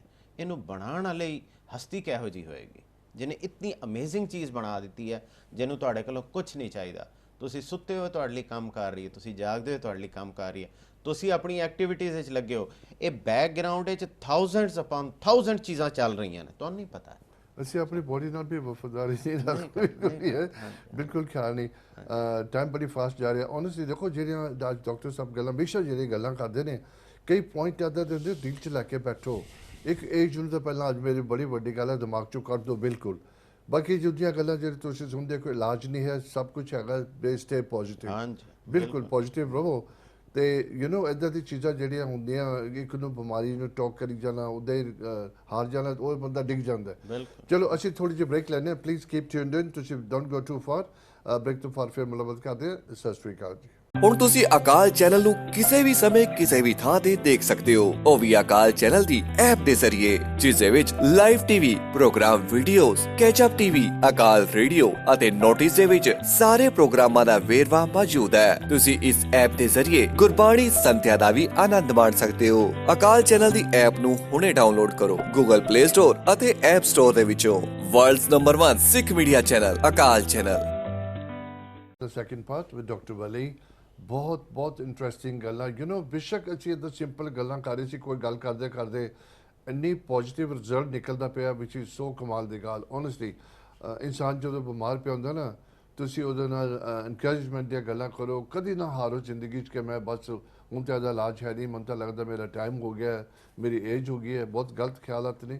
ਡਾਕਟਰ ਦਾ ਪ੍ਰੋਗਰਾਮ ਕਦੇ ਮਿਸ ਨਾ ਕਰੋ, ਹਮੇਸ਼ਾ ਦੇਖਿਆ ਕਰੋ ਜੀ। ਡਾਕਟਰ ਸਾਹਿਬ ਹਾਂਜੀ, ਹੋਪਫੁਲੀ ਇਹ ਏਜ ਰਿਲੇਟਡ ਜਿਹੜੀ ਇੱਕ ਬਿੱਥ ਸਾਡੇ ਜ਼ਹਿਨ 'ਚ ਪਾ ਦਿੱਤੀ ਗਈ ਹੈ ਇਸ ਮੈਡੀਕਲ ਸਿਸਟਮ ਵੱਲੋਂ, ਉਹ ਤੇ ਹੁਣ ਸੈਟਲ ਡਾਊਨ ਹੋ ਜਾਣੀ ਚਾਹੀਦੀ ਹੈ ਕਿਸੇ ਨਾ ਕਿਸੇ ਹੱਦ ਤੱਕ, ਕਿ ਸਾਨੂੰ ਹੁਣ ਏਜ ਨੂੰ ਆਪਣੇ ਰਸਤੇ ਦੇ ਵਿੱਚ ਰੁਕਾਵਟ ਨਹੀਂ ਸਮਝਣਾ ਚਾਹੀਦਾ। ਸਾਡੀ ਬੋਡੀ ਸਾਡੇ ਨਾਲ ਚੱਲਣ ਨੂੰ ਤਿਆਰ ਹੈ, ਅਗਰ ਅਸੀਂ ਇਹਨੂੰ ਪ੍ਰੋਪਰ, ਬਲਕਿ ਮੇਰਾ ਖਿਆਲ ਹੈ ਕਿ ਆਪਾਂ ਉਹ ਗੱਲ ਕਰ ਹੀ ਲੈਂਦੇ ਹਾਂ, ਸ਼ੁਰੂ ਹੀ ਉਹੀ ਗੱਲ ਕਰ ਲੈਂਦੇ ਹਾਂ ਕਿ ਜਿਹੜੀ ਆਪਾਂ ਕਹਿ ਰਹੇ ਸੀ ਕਿ ਅਗਰ ਕੰਧ ਡਿੱਗ ਪਏ, ਮਤਲਬ ਤੁਹਾਡਾ ਘਰ ਹੈ ਔਰ ਇੱਕ ਹਰ ਚੀਜ਼ ਦੀ ਇੱਕ ਲਿਮਿਟ ਹੁੰਦੀ ਹੈ, ਜਿਹੜੀ ਵੀ ਤੁਸੀਂ ਕੰਧ ਬਣਾਈ ਹੈ ਉਹ ਤੇ ਰਿਪੇਅਰ ਨਹੀਂ ਕਰ ਰਹੀ ਆਪਣੇ ਆਪ ਨੂੰ, ਉਹ ਡਿੱਗ ਪੈਂਦੀ ਹੈ। ਫਰਜ਼ ਕਰੋ ਉਹਦੀਆਂ ਇੱਟਾਂ ਪੁਰਾਣੀਆਂ ਹੋ ਗਈਆਂ ਨੇ, ਜਦੋਂ ਡਿੱਗਦੀ ਹੈ, ਹੁਣ ਤੁਸੀਂ ਜਿਵੇਂ ਮੈਂ ਤੁਹਾਨੂੰ ਕਿਹਾ ਸੀ ਕਿ ਤੁਹਾਡੇ ਹੱਥ ਪੈਰ ਹੈ ਨੇ, ਤੁਸੀਂ ਉਹਨੂੰ ਬਣਾ ਸਕਦੇ, ਤੁਹਾਨੂੰ ਪਤਾ ਮੈਂ ਕਿਵੇਂ ਬਣਾਉਣੀ ਹੈ, ਲੇਕਿਨ ਉਹਦੇ ਲਈ ਤੁਹਾਡੇ ਕੋਲ ਨਵੀਆਂ ਇੱਟਾਂ ਹੋਣ, ਸੀਮੈਂਟ ਹੋਏ ਔਰ ਰॉ ਮਟੀਰੀਅਲ ਸਾਰਾ ਹੋਏ, ਪਲਸਤਰ ਹੋਏ, ਚੂਨਾ ਸਫੈਦੀ ਕਰ ਸਕੋ। ਅਗਰ ਤੁਸੀਂ ਉਹਨੂੰ ਉਸ ਪਰਫੈਕਟ ਤਰੀਕੇ ਨਾਲ ਬਣਾਓਗੇ ਤਾਂ ਫਿਰ ਅਗਲੇ ਕਈ ਸਾਲਾਂ ਤੱਕ ਤੁਸੀਂ ਸਾਊਂਡ ਹੋ, ਸੇਫ ਹੋ। ਲੇਕਿਨ ਅਗਰ ਤੁਹਾਡੇ ਕੋਲ ਇੱਟਾਂ ਨਹੀਂ ਹੈ, ਸੀਮੈਂਟ ਨਹੀਂ ਹੈ, ਪਲਸਤਰ ਨਹੀਂ ਹੈ, ਚੂਨਾ ਨਹੀਂ ਹੈ, ਤੁਸੀਂ ਜਿਹੜੀ ਵੀ ਉਹ ਇੱਟਾਂ ਟੁੱਟੀਆਂ ਫੁੱਟੀਆਂ ਲੱਭੀਆਂ ਨੇ ਤੁਸੀਂ ਫੜ ਕੇ ਲਾ ਦਿੱਤਾ, ਉਹ ਵਕਤੀ ਤੌਰ ਤੇ ਕੰਧਨੁਮਾ ਚੀਜ਼ ਤੇ ਇੱਕ ਬਣ ਗਈ ਹੈ, ਠੀਕ ਹੈ ਨਾ, ਲੇਕਿਨ ਉਹਦੇ 'ਚ ਮੋਰੇ ਨੇ, ਉਹਦੇ 'ਚੋਂ ਹਵਾ ਆ ਰਹੀ ਹੈ, ਉਹਦੇ 'ਚੋਂ ਕੋਈ ਤੁਹਾਡੀ ਕੋਈ ਮੱਛਰ ਹੈ, ਕੋਈ ਮੱਖੀ ਵਿੱਚੋਂ ਨਿਕਲ ਕੇ ਆ ਰਹੀ ਹੈ, ਯਾਨੀ ਤੁਸੀਂ ਪ੍ਰੋਪਰਲੀ ਸਿਕਿਉਰ ਨਹੀਂ ਹੋ। ਬੇਸਿਕਲੀ ਸਾਡੀ ਬੋਡੀ 'ਚ ਜਦੋਂ ਵੀ ਸਾਡੀ ਬੋਡੀ ਨੇ ਕੋਈ ਆਰਗਨ ਨੂੰ ਰਿਪਲੇਸ ਕਰਨਾ ਹੁੰਦਾ, ਜਿਵੇਂ ਹੁਣ ਆਪਾਂ ਏਜਿੰਗ ਦੀ ਗੱਲ ਕੀਤੀ ਹੈ ਕਿ ਆਪਾਂ ਇਹ ਗੱਲ ਕੀਤੀ ਹੈ ਕਿ 120 ਦਿਨ ਬਾਅਦ ਸਾਡਾ ਬਲੱਡ ਨਵਾਂ ਬਣ ਜਾਂਦਾ, ਠੀਕ ਹੈ ਨਾ, 4 ਤੋਂ 5 ਮਹੀਨੇ ਦੇ ਅੰਦਰ ਅੰਦਰ ਲਿਵਰ ਚੇਂਜ ਹੋ ਜਾਂਦਾ, ਠੀਕ ਹੈ ਨਾ, ਸਾਡੀ ਜਿਹੜੀਆਂ ਹੱਡੀਆਂ ਨੇ 7-8 ਸਾਲ 'ਚ ਨਵੀਆਂ ਬਣ ਜਾਂਦੀਆਂ ਨੇ, ਮਸਲਸ ਜਿਹੜੇ ਨੇ ਉਹਨਾਂ ਦੀ ਏਜ ਹੈ 6 ਮਹੀਨੇ ਤੋਂ 12 ਮਹੀਨੇ। ਲੇਕਿਨ ਪ੍ਰੋਬਲਮ ਇਹ ਹੈ ਕਿ ਜਦੋਂ ਸਾਡੀ ਬੋਡੀ ਨੇ ਕੋਈ ਆਰਗਨ ਨੂੰ ਰਿਪਲੇਸ ਕਰਨਾ ਹੈ, ਉਹਨੂੰ ਰॉ ਮਟੀਰੀਅਲ ਚਾਹੀਦਾ, ਉਹੀ ਗੱਲ ਆ ਜਾਏਗੀ ਕਿ ਅਗਰ ਉਹਦੇ ਕੋਲ ਇੱਟਾਂ ਨਵੀਆਂ ਹੋਣਗੀਆਂ, ਉਹਦੇ ਕੋਲ ਸੀਮੈਂਟ, ਸਰੀਆ, ਇਹ ਚੀਜ਼ਾਂ ਹੋਣਗੀਆਂ, ਉਹ ਤੁਹਾਨੂੰ ਬਿਹਤਰੀਨ ਲਿਵਰ ਬਣਾ ਕੇ ਦੇ। ਬਹੁਤ ਅੱਛਾ ਐਗਜ਼ਾਮਪਲ ਹੈ, ਵੈਰੀ ਨਾਈਸ। ਅਗਰ ਉਹਦੇ ਕੋਲ ਮੈਗਨੀਸ਼ੀਅਮ ਹੋਏਗਾ, ਉਹਦੇ ਕੋਲ ਪੋਟਾਸ਼ੀਅਮ ਹੋਏਗਾ, ਉਹਦੇ ਕੋਲ ਜ਼ਿੰਕ ਹੋਏਗਾ, ਕੋਬਾਲਟ ਹੋਏਗਾ, ਵਿਟਾਮਿਨ B6 ਹੋਏਗਾ, ਪ੍ਰੋਟੀਨ ਹੋਏਗੀ, ਉਹ ਸਾਰੀਆਂ ਚੀਜ਼ਾਂ ਹੋਣਗੀਆਂ ਉਹਦੇ ਕੋਲ, ਉਹ ਲਏਗੀ, ਤੁਹਾਨੂੰ ਆਈਡੀਅਲ ਚੀਜ਼ ਬਣਾ ਕੇ ਤੁਹਾਡੇ ਕੋਲ ਦੇ ਦੇਗੀ। ਲੇਕਿਨ ਅਗਰ ਉਹਦੇ ਕੋਲ ਉਹ ਚੀਜ਼ਾਂ ਨਹੀਂ ਹੋਣਗੀਆਂ, ਉਹ ਕੰਮ ਨਹੀਂ ਕਰ ਸਕੇਗੀ। ਫਿਰ ਜੋ ਵੀ ਉਹਨੇ ਰਸਤਾ ਲੱਭਣਾ ਹੈ, ਇਹ ਯਾਦ ਰੱਖ ਲਓ, ਸਾਡੀ ਬੋਡੀ ਆਖਰੀ ਸਾਹ ਤੱਕ ਲੜਦੀ ਹੈ, ਯਾਨੀ ਉਹ ਇੱਕ ਰਸਤਾ ਬੰਦ ਹੋਇਆ ਇਧਰੋਂ ਰਸਤਾ ਬਣਾਏਗੀ, ਇਧਰੋਂ ਬੰਦ ਕੀਤਾ ਇਧਰੋਂ ਬਣਾਏਗੀ, ਕੋਈ ਨਾ ਕੋਈ ਹੱਲ ਕੱਢੇਗੀ, ਤੁਹਾਨੂੰ ਚਲਾਏਗੀ, ਚਲਾਉਂਦੀ ਜਾਏਗੀ ਜਿੱਥੇ ਤੱਕ। ਅਗਰ ਤੁਸੀਂ ਚੱਲਣ ਦੇ ਕਾਬਿਲ ਨਹੀਂ ਹੋ, ਤੁਹਾਨੂੰ ਲਿਟਾ ਦੇਗੀ, ਤੁਹਾਡਾ ਸਾਹ ਚਲਾਏਗੀ, ਫਿਰ ਵੀ ਤੁਹਾਡੀ ਲਾਈਫ ਨੂੰ ਮੇਨਟੇਨ ਰੱਖੇਗੀ। ਬੋਡੀ ਦੀ ਅਟਮੋਸਟ ਟਰਾਈ, ਇਹ ਡਿਜ਼ਾਈਨ ਹੀ ਇਸ ਤਰ੍ਹਾਂ ਹੋਈ ਹੈ ਕਿ ਇਹਨੇ ਸਰਵਾਈਵ ਕਰਨਾ ਹੈ ਹਰ ਕਿਸਮ ਦੀ ਇਨਵਾਇਰਨਮੈਂਟ ਵਿੱਚ, ਹਰ ਕਿਸਮ ਦੇ ਮਾਹੌਲ 'ਚ। ਅਗਰ ਤੁਸੀਂ ਉਹਨੂੰ ਪ੍ਰੋਪਰ ਫੂਡ ਨਹੀਂ ਦਿਓਗੇ, ਹੁਣ ਰॉ ਮਟੀਰੀਅਲ ਜਿਹੜਾ ਕੀ ਹੈ, ਫੂਡ ਹੈ। ਹੁਣ ਤੁਸੀਂ ਇਹ ਕਰਨਾ ਹੈ ਕਿ ਇੱਕ ਤੇ ਇਹਦੇ ਵਿੱਚ ਇਹ ਹੁੰਦਾ ਹੈ ਕਿ ਅਸੀਂ ਇਹ ਚਾਹੁੰਦੇ ਹਾਂ ਕਿ ਇੱਕ ਤੇ ਬਾਡੀ ਨੂੰ ਅਸੀਂ ਰॉ ਮਟੀਰੀਅਲ ਚੰਗਾ ਦਈਏ, ਦੂਸਰਾ ਉਹਨੂੰ ਟਾਈਮ ਵੀ ਦਈਏ। ਹੁਣ ਕੰਧ ਟੁੱਟੀ ਹੋਈ ਹੈ, ਠੀਕ ਹੈ ਨਾ, ਲੇਕਿਨ ਤੁਹਾਡੇ ਘਰ 'ਚ ਕੋਈ ਹੋਰ ਮੁਸੀਬਤ ਪਈ ਹੋਈ ਹੈ, ਕੋਈ ਲੜਾਈ ਚੱਲ ਰਹੀ ਹੋ, ਕਿ ਤੁਸੀਂ ਹੋਰ ਕਿਸੇ ਨਾਲ ਘੁਲ ਰਹੇ ਹੋ, ਤੁਹਾਡੇ ਕੋਲ ਟਾਈਮ ਹੀ ਨਹੀਂ ਕਿ ਕੰਧ ਬਣਾ ਸਕੋ, ਉਹ ਮੋਰੇ ਨੂੰ ਭਰ ਸਕੋ ਤੁਸੀਂ, ਕਿਉਂਕਿ ਹੋਰ ਮੁਸੀਬਤਾਂ 'ਚ ਫਸੇ ਹੋਏ ਤੁਸੀਂ, ਠੀਕ ਹੈ ਨਾ। ਬਾਡੀ ਨੂੰ ਟਾਈਮ ਵੀ ਚਾਹੀਦਾ ਹੁੰਦਾ ਰਿਪੇਅਰ ਵਰਕ ਕਰਨ ਲਈ। ਉਹ ਟਾਈਮ ਕਿਵੇਂ ਮਿਲ ਸਕਦਾ ਹੈ ਕਿ ਦੋ ਅਪਰੋਚਸ ਨੇ। ਪਹਿਲੀ ਅਪਰੋਚ ਤੇ ਹੈ ਰॉ ਮਟੀਰੀਅਲ ਦੇਣਾ ਹੈ ਉਹਨੂੰ ਉਹ ਸਾਰੀਆਂ ਚੀਜ਼ਾਂ ਪ੍ਰੋਵਾਈਡ ਕਰਨੀਆਂ ਨੇ ਜਿਹਦੇ ਨਾਲ ਉਹ ਤੁਹਾਡਾ ਲਿਵਰ ਨਵਾਂ ਬਣਾ ਲੇ, ਤੁਹਾਡੇ ਲੰਗਸ ਨਵੇਂ ਬਣਾ ਲੇ, ਤੁਹਾਡਾ ਹਾਰਟ, ਅੱਖਾਂ, ਹਰ ਚੀਜ਼ ਬਣਾ। ਦੂਸਰਾ ਉਹਨੂੰ ਟਾਈਮ ਦੇਣਾ ਹੈ ਕਿ ਉਹਦੇ ਕੋਲ ਸਪੇਅਰ ਟਾਈਮ ਹੈ, ਹਰ ਚੀਜ਼ ਨੂੰ ਆਰਾਮ ਨਾਲ ਉਹ ਬਣਾਏ। ਇਹ ਕਿਵੇਂ ਹੋਣਗੇ? ਉਹ ਟਾਈਮ ਦੇਣ ਦਾ ਜਿਹੜਾ ਮਸਲਾ ਹੈ, ਯਾਨੀ ਉਹਨੂੰ ਰੈਸਟ ਦੇਣ ਦਾ ਮਸਲਾ ਹੈ, ਸੋਲਿਡ ਨੀਂਦ ਕਰਨੀ ਚਾਹੀਦੀ ਹੈ। ਅਗਰ ਤੁਸੀਂ ਬਾਰ-ਬਾਰ, ਮੈਂ ਕਹਿ ਕੇ ਥੱਕ ਗਿਆ, ਅਗਰ ਤੁਸੀਂ ਰਾਤ ਨੂੰ 9-10 ਵਜੇ ਨਹੀਂ ਸੌਂਦੇ ਹੋ ਔਰ ਸੋਲਿਡ ਨੀਂਦ 5 ਵਜੇ ਤੱਕ ਨਹੀਂ ਕਰਦੇ ਹੋ, 4 ਵਜੇ ਤੱਕ ਨਹੀਂ ਕਰਦੇ ਹੋ, ਤੇ ਤੁਹਾਡੀ ਬਾਡੀ ਉਹ ਰਿਪੇਅਰਿੰਗ ਦਾ ਪ੍ਰੋਸੈਸ ਕਰ ਹੀ ਨਹੀਂ ਸਕਦੀ। ਕਿਉਂਕਿ ਉਹਨੇ ਦਿਨ ਨੂੰ, ਹੁਣ ਅਸੀਂ ਬੈਠੇ ਹਾਂ ਨਾ, ਅਸੀਂ ਗੱਲਬਾਤ ਕਰ ਰਹੇ ਹਾਂ, ਅਸੀਂ ਗੱਡੀ ਚਲਾ ਰਹੇ ਹਾਂ, ਅਸੀਂ ਬਿਜ਼ਨਸ ਕਰ ਰਹੇ ਹਾਂ, ਅਸੀਂ ਜੌਬ ਕਰ ਰਹੇ ਹਾਂ, ਉਸ ਵਕਤ ਰਿਪੇਅਰ ਨਹੀਂ ਹੋਏਗੀ, ਉਸ ਵਕਤ ਜੰਗ ਲੱਗੀ ਹੈ, ਉਸ ਵਕਤ ਤੋੜ ਫੋੜ ਚੱਲ ਰਹੀ ਹੈ। ਅਸੀਂ ਕੋਈ ਚੀਜ਼ ਡਿਮਾਂਡ ਕਰਨੀ ਹੈ ਆਪਣੀ ਬਾਡੀ ਕੋਲੋਂ, ਉਹਨੇ ਪੂਰੀ ਕਰ ਦੇਣੀ ਹੈ। ਮੈਂ ਡਿਮਾਂਡ ਕਰਨਾ, ਮੈਂ ਉੱਠ ਕੇ ਦੌੜ ਰਿਹਾ ਵਾਂ, ਮੈਂ ਸੀੜੀਆਂ ਚੜ੍ਹਨੀਆਂ ਨੇ, ਮੈਂ ਪੌੜੀਆਂ ਉਤਰਨੀਆਂ ਨੇ, ਮੈਂ ਗੱਡੀ ਚਲਾਉਣੀ ਹੈ, ਮੈਂ ਮੋੜ ਕੱਢ, ਮੇਰੀ ਬਾਡੀ ਮੇਰੀ ਹਰ ਡਿਮਾਂਡ ਨੂੰ ਪੂਰਾ ਕਰ ਰਹੀ ਹੈ। ਮੈਨੂੰ ਨਹੀਂ ਪਤਾ ਲੱਗ ਰਿਹਾ, ਲੇਕਿਨ ਉਹ ਮੇਰੀ ਜ਼ਰੂਰਤ ਪੂਰੀ ਕਰ ਰਹੀ ਹੈ, ਠੀਕ ਹੈ ਨਾ। ਜੋ ਹੀ ਮੈਂ ਜਾ ਕੇ ਸੌਣਾ ਹੈ, ਉਸ ਵਕਤ ਮੇਰੇ ਸਾਰੇ ਫਿਜ਼ੀਕਲ ਫੰਕਸ਼ਨ ਇੱਕਦਮ ਸ਼ਟ ਡਾਊਨ ਹੋ ਜਾਣੇ। ਹੁਣ ਮੇਰੀ ਬਾਡੀ ਕੋਲ ਟਾਈਮ ਹੀ ਟਾਈਮ ਹੈ, ਹੁਣ ਮੇਰੀ ਬਾਡੀ ਰਿਲੈਕਸ ਹੈ, ਉਹਦੇ ਕੋਲ तमाम ਟੂਲਸ ਨੇ। ਜਿਹੜੀ ਮੈਂ ਦਿਨ ਨੂੰ ਬਹੁਤ ਅੱਛੀਆਂ ਖੁਰਾਕਾਂ ਖਾਈਆਂ ਨੇ, ਮੈਂ ਆਰਗੈਨਿਕ ਫੂਡ ਖਾਧੀ ਹੈ, ਮੈਂ ਸਾਰੇ ਨਿਊਟ੍ਰੀਐਂਟਸ ਉਹਨੂੰ ਪ੍ਰੋਵਾਈਡ ਕਰਤੇ ਨੇ।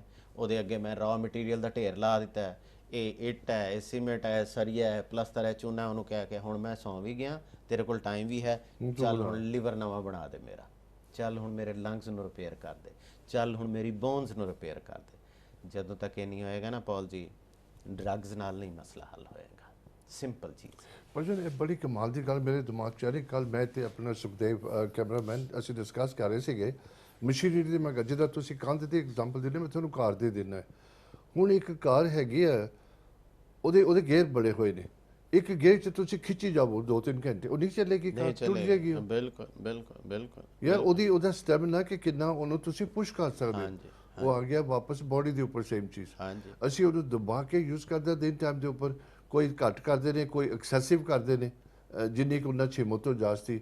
ਪਰ ਉਹ ਜਿਹੜੀ ਤੁਸੀਂ ਉਹਨੂੰ ਯੂਜ਼ ਕੀਤਾ, ਫਿਰ ਸ਼ਾਮ ਨੂੰ ਉਹਨੂੰ ਵਕਤ ਵੀ ਚਾਹੀਦਾ। ਦੂਸਰਾ ਇਹ ਹੈ ਕਿ ਇੱਕ ਹੋਰ ਚੀਜ਼ ਦੱਸਣੀ ਬਹੁਤ ਜ਼ਰੂਰੀ ਹੈ ਪੌਲ ਜੀ, ਨਿਊਟ੍ਰੀਐਂਟਸ ਦੇ ਮਾਮਲੇ 'ਚ, ਫੂਡ ਦੇ ਮਾਮਲੇ 'ਚ, ਕਿਉਂਕਿ ਉਹੀ ਗੱਲ ਆ ਜਾਏਗੀ ਰॉ ਮਟੀਰੀਅਲ। ਜਦੋਂ ਤੱਕ ਰॉ ਮਟੀਰੀਅਲ ਹੀ ਨਹੀਂ ਹੋਏਗਾ, ਭਾਵੇਂ ਤੁਸੀਂ ਰੈਸਟ ਵੀ ਦਿਓ, ਭਾਵੇਂ ਤੁਸੀਂ 8 ਵਜੇ ਸੌਂ ਜਾਓ, ਤੁਹਾਡੀ ਬਾਡੀ ਰੈਸਟ 'ਤੇ ਚਲੀ ਗਈ ਹੈ। ਹੁਣ ਤੁਸੀਂ ਦਿਨ ਨੂੰ ਇੱਕ ਤੇ ਬਹੁਤ ਜ਼ਿਆਦਾ ਟੌਕਸਿਨ ਆਪਣੇ ਅੰਦਰ ਲੈ ਕੇ ਗਏ ਹੋ, ਇੱਕ ਐਕਸਟਰਾ ਬਰਡਨ ਦਿੱਤਾ, ਉਹਨੂੰ ਵੀ ਬਾਡੀ ਨੇ ਫਿਲਟਰ ਆਊਟ ਕਰਨਾ ਰਾਤ ਨੂੰ, ਉਸ ਤੋਂ ਬਾਅਦ ਰਿਪੇਅਰ ਵੱਲ ਜਾਏਗੀ। ਪਹਿਲੇ ਉਹਨੂੰ ਫਿਲਟਰ ਆਊਟ ਕਰੇਗੀ, ਫਿਰ ਰਿਪੇਅਰ ਕਰੇਗੀ। ਇੱਕ ਤੇ ਤੁਹਾਨੂੰ ਆਪਣਾ ਟੌਕਸਿਨ ਦਾ ਐਕਸਪੋਜ਼ਰ ਕੰਮ ਕਰਨਾ ਹੈ, ਦੂਸਰਾ ਪ੍ਰੋਪਰ ਨਿਊਟ੍ਰੀਐਂਟਸ। ਹੁਣ ਮੇਰੀ ਪਿਛਲੇ 10-15 ਦਿਨਾਂ ਤੋਂ ਬਹੁਤ ਜ਼ਿਆਦਾ ਮੁਖਤਲਿਫ ਲੋਕਾਂ ਨਾਲ ਗੱਲ ਹੋ ਰਹੀ। ਮਸਲਨ ਉਹ 2 ਹਫ਼ਤੇ ਪਹਿਲੇ ਜਾਂ ਪਤਾ ਨਹੀਂ ਮਹੀਨਾ ਪਹਿਲੇ ਇੱਥੇ ਸਾਡੇ ਕੋਲ ਇੱਕ ਬੜੇ ਪਿਆਰੇ ਸਾਡੇ ਸੱਜਣ ਆਏ ਸਨ, ਮਿਸਟਰ ਓਜਲਾ, ਜਿਹੜੇ ਸਪੇਨ 3 ਹਫ਼ਤੇ ਲਾ ਕੇ ਆਏ। ਬਹੁਤ ਸਮਝਦਾਰ ਆਦਮੀ ਨੇ। ਹੁਣ ਉਹਨਾਂ ਨੇ ਨੈਚੁਰੋਪੈਥੀ ਦੇ ਕੋਰਸ ਵਿੱਚ ਐਡਮਿਸ਼ਨ ਵੀ ਲੈ ਲਿਆ। ਇਹਨਾਂ ਉਹ ਕਨਵਿੰਸ ਹੋ ਗਏ ਨੇ ਇਸ ਚੀਜ਼ ਤੋਂ। ਅਗਰ ਉਹ ਮੇਰੇ ਕੋਲ ਆਉਣ ਤੋਂ ਪਹਿਲੇ ਵੀ ਬੜੇ ਹੈਲਥ ਕੌਨਸ਼ੀਅਸ ਸਨ, ਲੇਕਿਨ ਜਦੋਂ ਉਹ ਸਾਡੇ ਉੱਥੇ ਹਸਪੀਟਲ ਆਏ, ਉਹਨਾਂ ਨੇ ਸਾਰਾ ਕੁਝ ਦੇਖਿਆ, ਉਹਨਾਂ ਦੀ ਅੱਖਾਂ ਖੁੱਲ੍ਹ ਗਈਆਂ। ਹੁਣ ਉਹਨਾਂ ਨਾਲ ਨਾ ਮੇਰੀ ਲਾਸਟ ਵੀਕ ਗੱਲ ਹੋ ਰਹੀ ਸੀ, ਤਾਂ ਮੈਨੂੰ ਬੜਾ ਖੁਸ਼ ਹੋ ਕੇ ਦੱਸ ਰਹੇ ਸੀਗੇ, ਡਾਕਟਰ ਸਾਹਿਬ ਬੜੀਆਂ ਚੇਂਜਸ ਕਰ ਦਿੱਤੀਆਂ ਘਰ ਦੇ ਵਿੱਚ। ਮੈਂ ਕਿਹਾ ਕੀ ਕੀਤਾ? ਅਸੀਂ ਤਕਰੀਬਨ ਪਲਾਸਟਿਕ ਸਾਰਾ ਕੱਢ ਦਿੱਤਾ, ਅਸੀਂ ਮਾਈਕ੍ਰੋਵੇਵ ਓਵਨ ਤਕਰੀਬਨ ਯੂਜ਼ ਕਰਨਾ ਬੰਦ ਕਰ ਦਿੱਤਾ, ਅਸੀਂ ਸਾਰੀਆਂ ਚੀਜ਼ਾਂ ਜਿਹੜੀਆਂ ਨੇ ਉਹ ਨੈਚੁਰਲ ਲੈ ਕੇ ਆ ਰਹੇ ਹਾਂ। ਮੈਂ ਕਿਹਾ ਤੁਸੀਂ ਇਹ ਦੱਸੋ ਫੂਡ ਆਰਗੈਨਿਕ ਖਾਣੀ ਸ਼ੁਰੂ ਕੀਤੀ ਹੈ? ਅਸੀਂ ਟਰਾਈ ਕਰ ਰਹੇ ਹਾਂ। ਮੈਂ ਕਿਹਾ ਨਹੀਂ, ਤੁਹਾਨੂੰ ਸਭ ਤੋਂ ਪਹਿਲੀ ਚੇਂਜ ਇਹ ਕਰਨੀ ਚਾਹੀਦੀ, ਕਿਉਂਕਿ ਜਦੋਂ ਤੱਕ ਤੁਸੀਂ ਨਿਊਟ੍ਰੀਐਂਟ ਰਿਚ ਫੂਡ ਨਹੀਂ ਲੈ ਕੇ ਜਾਓਗੇ ਅੰਦਰ, ਜਦੋਂ ਤੱਕ ਤੁਸੀਂ ਆਪਣੀ ਬਾਡੀ ਨੂੰ ਉਹ ਪ੍ਰੋਪਰ ਰॉ ਮਟੀਰੀਅਲ ਨਹੀਂ ਦਿਓਗੇ, ਤੁਹਾਡੀ ਬਾਡੀ ਤੁਹਾਨੂੰ ਰਿਪੇਅਰ ਕਰਕੇ ਨਹੀਂ ਦੇ ਸਕਦੀ ਉਹ ਚੀਜ਼ਾਂ ਜਿਹੜੀ ਡੈਮੇਜਡ ਹੋ ਗਈਆਂ ਨੇ। ਤੁਸੀਂ ਹੁਣ ਮਸਲਨ ਇੱਕ ਹੋਰ ਮਿੱਥ ਹੈ, ਅਕਸਰ ਲੋਕ ਮੈਨੂੰ ਕਹਿੰਦੇ ਨੇ ਡਾਕਟਰ ਜੀ ਆਰਗੈਨਿਕ ਚੀਜ਼ਾਂ ਅਫੋਰਡ ਨਹੀਂ ਹੁੰਦੀਆਂ। ਹੁਣ ਮੈਂ ਤੁਹਾਨੂੰ ਦੱਸਦਾ ਪੌਲ ਜੀ, 4 ਬੰਦਿਆਂ ਦਾ ਘਰ ਹੈ ਨਾ, ਫਰਜ਼ ਕਰੋ ਤੁਹਾਡੀ 200 ਦੀ ਗਰੋਸਰੀ ਆ ਰਹੀ ਹੈ, ਠੀਕ ਹੈ ਨਾ, ਇਸ ਤੋਂ ਜ਼ਿਆਦਾ ਦੀ ਨਹੀਂ ਆਉਂਦੀ, 4 ਬੰਦਿਆਂ ਦੀ 200 ਤੋਂ 250 ਦੀ ਗਰੋਸਰੀ ਆ ਜਾਂਦੀ ਹੈ। ਚਲੋ ਜੀ, ਤੁਸੀਂ 4 ਬੰਦਿਆਂ ਦੀ ਗਰੋਸਰੀ ਆਰਗੈਨਿਕ ਅਗਰ ਕਨਵਰਟ ਕਰ ਦਿਓ, ਉਹਨੂੰ ਹਰ ਚੀਜ਼ ਆਰਗੈਨਿਕ ਕਰ ਦਿਓ, ਤੁਹਾਡੀ 400 ਦੀ ਜਗ੍ਹਾ 200 ਦੀ ਜਗ੍ਹਾ 400 ਹੋ ਜਾਣਗੇ, 250 ਦੀ ਜਗ੍ਹਾ 500 ਹੋ ਜਾਣਗੇ, ਠੀਕ ਹੈ। 4 ਬੰਦਿਆਂ ਦੇ ਘਰ 'ਚ ਤੁਹਾਡਾ 250 ਯੂਰੋ ਪਾਉਂਡ ਪਰ ਮਹੀਨਾ ਖਰਚਾ ਵੱਧ ਗਿਆ। ਇਹੀ ਹੋਇਆ ਨਾ, 4 ਬੰਦੇ ਰਹਿ ਰਹੇ ਹੋ, ਠੀਕ ਹੈ, 7 ਯੂਰੋ ਰੋਜ਼ ਦੇ ਤੁਹਾਡੇ ਵੱਧ ਗਏ, ਜਾਂ 8 ਯੂਰੋ ਰੋਜ਼ ਦੇ 4 ਬੰਦਿਆਂ ਦੇ ਤੁਹਾਡੇ ਖਰਚਾ ਵੱਧ ਗਿਆ।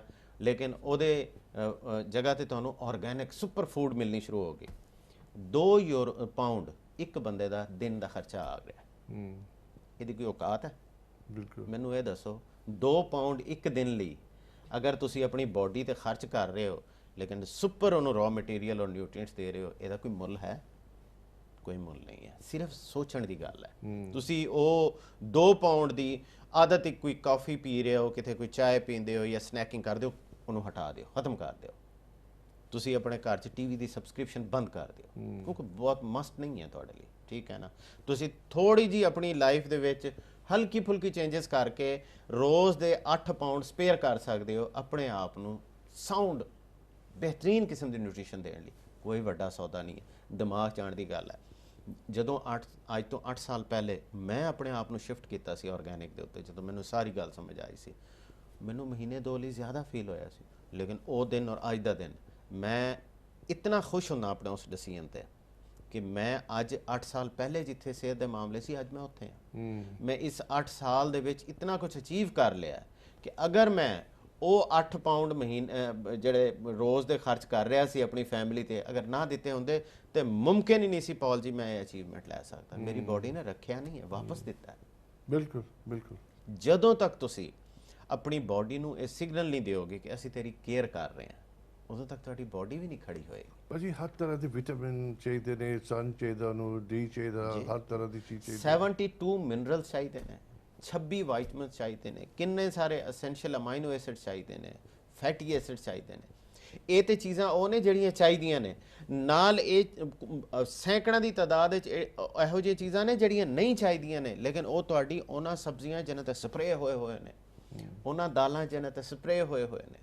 ਤੁਸੀਂ ਚਣੇ ਲੈ ਰਹੇ ਹੋ, ਤੁਸੀਂ ਚਾਵਲ ਲੈ ਰਹੇ ਹੋ, ਤੁਸੀਂ ਗੰਦਮ ਲੈ ਰਹੇ ਹੋ, ਤੁਸੀਂ ਚਨੇ ਦੀ ਦਾਲ ਲੈ ਰਹੇ ਹੋ, ਤੁਸੀਂ ਮਸਰ ਦੀ ਦਾਲ ਲੈ ਰਹੇ ਹੋ, ਸਾਰੀਆਂ ਤੇ ਸਪਰੇਅ ਹੁੰਦਾ। ਯਾਨੀ ਇੱਕ ਤੇ ਉਹਨਾਂ 'ਚ ਨਿਊਟ੍ਰੀਸ਼ਨ ਨਹੀਂ ਹੁੰਦੀ ਜਿਹੜੀ ਨਿਊਟ੍ਰੀਸ਼ਨ ਹੋਣੀ ਚਾਹੀਦੀ ਹੈ। ਉਹ ਨਾਨ ਆਰਗੈਨਿਕ ਨੇ, ਉਹ ਸਪਰੇਅ ਕਰਕੇ ਖਾਦ ਪਾ ਕੇ ਇੱਕਦਮ ਪੌਦੇ ਨੂੰ ਖੜਾ ਕਰਤਾ, ਉਹਦੇ 'ਚ 3 ਨਿਊਟ੍ਰੀਐਂਟ ਪਾਤੇ, ਯੂਰੀਆ ਪਾਤਾ, ਪੋਟਾਸ਼ ਪਾਤੀ, ਨਾਈਟ੍ਰੋਜਨ ਪਾਤਾ, ਚਲੋ ਜੀ ਸਲਫਰ ਪਾਤਾ। ਉਹ ਤੁਹਾਡੀ ਉਹਦੇ ਨਾਲ ਕੀ ਹੋਇਆ, ਪੌਦਾ ਨਿਕਲ ਆਇਆ, ਉਹਦੇ ਤੇ ਜਾਲੀ ਔਰ ਫੇਕ ਕਿਸਮ ਦਾ ਫਰੂਟ ਲੱਗ ਗਿਆ ਜਾਂ ਫਲ ਲੱਗ ਗਿਆ ਜਾਂ ਦਾਣਾ ਲੱਗ ਗਿਆ। ਉਹ ਫੇਕ ਹੁੰਦਾ, ਉਹਦੇ 'ਚ ਕੁਝ ਨਹੀਂ ਹੁੰਦਾ।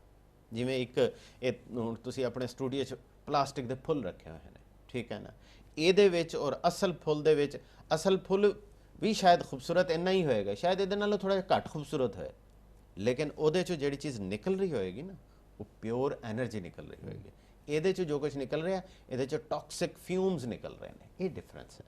ਪਰ ਬੜੀ ਕਮਾਲ ਦੀ ਗੱਲ ਹੈ, ਆਪਣੀ ਬਾਡੀ ਨੂੰ ਇੱਕ ਤਰ੍ਹਾਂ ਦਾ ਆਪਣਾ ਪੈਟ ਸਮਝੋ, ਹੈ ਤੁਸੀਂ ਉਹਨੂੰ ਲੁੱਕ ਆਫਟਰ ਕਰਨਾ ਕਿ ਮੇਰੀ ਬਾਡੀ ਹੈ, ਇਹ ਮੈਨੂੰ ਖੁਦਾ ਨੇ, ਰੱਬ ਨੇ ਦਿੱਤੀ ਤੇ ਮੈਨੂੰ ਇਹਦੀ ਦੇਖਭਾਲ ਕਰਨੀ ਚਾਹੀਦੀ ਹੈ। ਦੇਖੋ ਨਾ, ਹੁਣ ਤੇ ਮੈਂ ਤੁਹਾਨੂੰ ਦੱਸਿਆ ਕਿ ਤੁਸੀਂ ਕੁਝ ਵੀ ਨਾ ਕਰੋ, ਇਸ ਵੀਕਐਂਡ ਤੇ ਬੈਠੋ ਔਰ ਲਿਖੋ ਕਿ ਮੈਂ ਇਸ ਮਸਲਨ ਇਹ ਜਿਹੜਾ ਮਹੀਨਾ ਹੁਣ ਸ਼ੁਰੂ ਹੋ ਰਿਹਾ ਹੈ, ਇਹਦੇ 'ਚ ਮੈਨੂੰ ਕਿਹੜੀ ਦਾਲ ਕਿੰਨੇ ਕਿਲੋ ਚਾਹੀਦੀ ਹੋਏਗੀ, ਆਟਾ ਕਿੰਨੇ ਕਿਲੋ ਚਾਹੀਦਾ ਹੋਏਗਾ, ਚਾਵਲ, ਚਨਾ ਔਰ ਸਬਜ਼ੀਆਂ ਕਿੰਨੀਆਂ ਚਾਹੀਦੀਆਂ ਹੋਣਗੀਆਂ। ਤੁਸੀਂ ਲਿਸਟ ਬਣਾਓ, ਬਿਲਕੁਲ ਰਿਲੈਕਸ ਹੋ ਗਏ, ਔਰ ਜਿਹੜੇ ਮਾਰਕੀਟ ਦੇ ਰੇਟ ਤੁਹਾਡੇ ਆਮ ਦੁਕਾਨਦਾਰ ਤੋਂ ਜਾਂ ਸੁਪਰ ਮਾਰਕੀਟ ਤੋਂ ਜਿਹੜੀ ਚੀਜ਼ਾਂ ਲੈ ਕੇ ਆਉਂਦੇ ਉਹ, ਔਰ ਦੂਸਰਾ ਕੰਪੇਅਰ ਕਰੋ। ਅੱਜ ਕੱਲ੍ਹ ਇੰਟਰਨੈਟ ਤੇ ਹਰ ਕਿਸਮ ਦੀ ਆਰਗੈਨਿਕ ਚੀਜ਼ਾਂ ਮਿਲ ਜਾਂਦੀਆਂ ਨੇ, ਸਬਜ਼ੀਆਂ ਮਿਲ ਜਾਂਦੀਆਂ ਨੇ, ਬੇਸ਼ੁਮਾਰ ਸਪਲਾਇਰ ਨੇ। ਇੱਥੇ ਲੰਡਨ ਵਿੱਚ 6 ਸਪਲਾਇਰ ਨੇ ਜਿਹੜੇ ਘਰਾਂ 'ਚ ਤੁਹਾਨੂੰ ਆਰਗੈਨਿਕ ਵੈਜੀਟੇਬਲ ਦਿੰਦੇ ਨੇ, ਠੀਕ ਹੈ। ਤੁਸੀਂ ਉਹਨਾਂ ਦੇ ਰੇਟ ਦੇਖੋ, ਕੰਪੇਅਰ ਕਰੋ। ਅਗਰ ਤੁਹਾਨੂੰ 7-8 ਪਾਉਂਡ ਡੇਲੀ ਦੇ ਫਰਜ਼ ਕਰੋ ਖਰਚ ਕਰਨੇ ਪੈ ਜਾਂਦੇ ਨੇ ਆਪਣੀ ਫੈਮਿਲੀ ਦੀ ਸਿਹਤ ਬਚਾਉਣ ਲਈ, ਉਹਨਾਂ ਦੀ ਲਾਈਫ ਬਚਾਉਣ ਲਈ, ਬਿਲਕੁਲ ਮਹਿੰਗਾ ਸੌਦਾ ਨਹੀਂ ਹੈ। 1 ਘੰਟੇ ਦੇ ਕੰਮ ਦੇ ਬਰਾਬਰ ਹੈ। ਮੈਂ ਹੁਣ ਤੁਸੀਂ ਅਸੀਂ ਬਾਡੀ ਦੀ ਗੱਲ ਕਰਦੇ ਮੈਂ ਵਾਪਸ ਅਸੀਂ ਜ਼ਿਕਰ ਕਰ ਚੁੱਕਿਆ ਤੁਹਾਡੇ ਸਪੇਨ ਜਿਹੜਾ ਤੁਸੀਂ ਗਰੋ ਕਰਦੇ ਆਰਗੈਨਿਕ ਫੂਡ ਵਗੈਰਾ, ਉਹਨੂੰ ਵੀ ਤੁਸੀਂ ਖੁਰਾਕ ਦਿੰਦੇ ਹੋ ਉੱਥੋਂ ਸਕਾਲਰ ਤੋਂ, ਤੁਸੀਂ ਮਿੱਟੀ ਲੈ ਕੇ ਗਏ ਹੋ? ਹਾਂਜੀ, ਅਸੀਂ 72 ਮਿਨਰਲ ਦਿੰਨੇ ਉਹਨੂੰ। ਉਹੀ ਮੈਂ ਕਹਿੰਦਾ ਨਾ, ਅਸੀਂ ਉਸ ਜ਼ਮੀਨ ਨੂੰ ਫੂਡ ਦਿੱਤੀ ਹੈ, ਉਹਦੇ 'ਚ ਜਿਹੜਾ ਪਲਾਂਟ ਗਰੋ ਹੋ ਰਿਹਾ ਉਹ ਡਿਫਰੈਂਟ ਕਿਸਮ ਦਾ ਪਲਾਂਟ ਹੈ। ਉਹ ਆਮ, ਹੁਣ ਤੁਹਾਨੂੰ ਮੈਂ ਮਜ਼ਦਾਰੀ ਦੀ ਗੱਲ ਦੱਸਾਂ, ਇਹ ਮੈਨੂੰ ਕੱਲ ਰਾਤ ਮੈਂ ਸਪੇਨ ਤੋਂ ਆਇਆ ਨਾ, ਤੇ 2 ਦਿਨ ਪਹਿਲੇ ਮੇਰੀ ਨਾ ਉਹ ਸਿਸਟਰ ਇਨ ਲਾ ਆਏ ਹੋਏ ਸੀ, ਮੇਰੀ ਮਿਸਿਸ ਦੀ ਸਿਸਟਰ ਜਿਹੜੀ ਹੈ, ਉਹ ਆਪਣੇ ਬੱਚਿਆਂ ਨਾਲ ਆਈ ਹੋਈ ਸੀ ਮਿਲਣ ਲਈ ਸਾਨੂੰ। ਅੱਛਾ, ਉਹ ਵਾਪਸੀ ਆਏ ਨੇ ਨਾ, ਤੇ ਉੱਥੋਂ ਉਹ ਮੂਲੀਆਂ ਤੇ ਸ਼ਲਜਮ ਤੇ ਪਾਲਕ ਤੇ ਸਾਗ, ਜਿਹੜੀਆਂ ਸਰਦੀਆਂ ਦੇ ਸਾਡੀਆਂ ਉੱਥੇ ਅਸੀਂ ਗਰੋ ਕੀਤੀਆਂ ਹੋਈਆਂ ਨੇ ਸਬਜ਼ੀਆਂ, ਉਹ ਲੈ ਕੇ ਆਏ। ਅੱਛਾ। ਕੱਲ ਰਾਤ ਮੈਨੂੰ ਨਾ ਮੇਰੇ ਛੋਟੇ ਭਾਈ ਦੱਸ ਰਹੇ ਸੀ, ਕਹਿੰਦੇ ਕਿ ਸਾਡੇ ਨਾਲ ਸਾਡੀ ਮਾਂ ਜੀ ਰਹਿੰਦੇ ਨੇ, ਸ਼ੀ ਇਜ਼ ਨੀਅਰਲੀ 80+, ਉਹ ਖਾਣਾ ਪੀਣਾ ਉਹਨਾਂ ਨੇ ਬੜਾ ਘਟਾਇਆ ਹੋਇਆ। ਉਂਝ ਵੀ ਸਰਦੀਆਂ ਤੁਹਾਨੂੰ ਪਤਾ ਹੈ ਇੱਥੇ ਤੇ ਉਂਝ ਹੀ ਡਿਪਰੈਸ਼ਨ ਚੜੀ ਹੁੰਦੀ, ਹਰ ਬੰਦੇ ਨੂੰ ਇਹ ਹਨੇਰਾ ਹੀ ਹਨੇਰਾ, ਠੰਡ ਹੀ ਠੰਡ। ਤੇ ਉਹ ਕਹਿੰਦੇ ਸੀ ਹੁਣ ਖਾਂਦੇ ਨਹੀਂ ਹੈ। ਤੇ ਕੱਲ ਵੀ ਮੈਂ ਉਹਨਾਂ ਨੂੰ ਕਿਹਾ ਸ਼ਾਮ ਨੂੰ, ਪਰਸੋਂ ਸ਼ਾਮ ਨੂੰ, ਕਿ ਮੈਂ ਨਾ ਤੁਹਾਨੂੰ ਰੋਟੀ ਬਣਾ ਦਿੰਦਾ, ਤੇ ਮੈਨੂੰ ਕਹਿੰਦੇ ਮੈਂ ਨਹੀਂ ਖਾਣੀ। ਤੇ ਮੈਂ ਕਿਹਾ ਨਹੀਂ, ਉੱਥੋਂ ਨਾ ਸਪੇਨ 'ਚੋਂ ਮੂਲੀਆਂ ਆਈਆਂ ਨੇ, ਮੈਂ ਤੁਹਾਨੂੰ ਮੂਲੀ ਦਾ ਪਰੌਠਾ ਬਣਾ ਦਿੰਦਾ। ਤੇ ਉਹ ਕਹਿੰਦੇ ਸੀ ਮੈਂ ਨਹੀਂ ਖਾਣਾ। ਮੈਂ ਪਰੌਠਾ ਕਹਿੰਦੇ ਬਣਾ ਕੇ ਨਾ ਰੱਖ ਦਿੱਤਾ, ਉਹ ਕਿਚਨ 'ਚ ਹੀ ਬੈਠੇ ਸੀ ਸਾਡੀ ਮਾਂ ਜੀ ਵੀ, ਤੇ ਉਹ ਕਹਿੰਦੇ ਮੈਂ ਚਲਾ ਗਿਆ।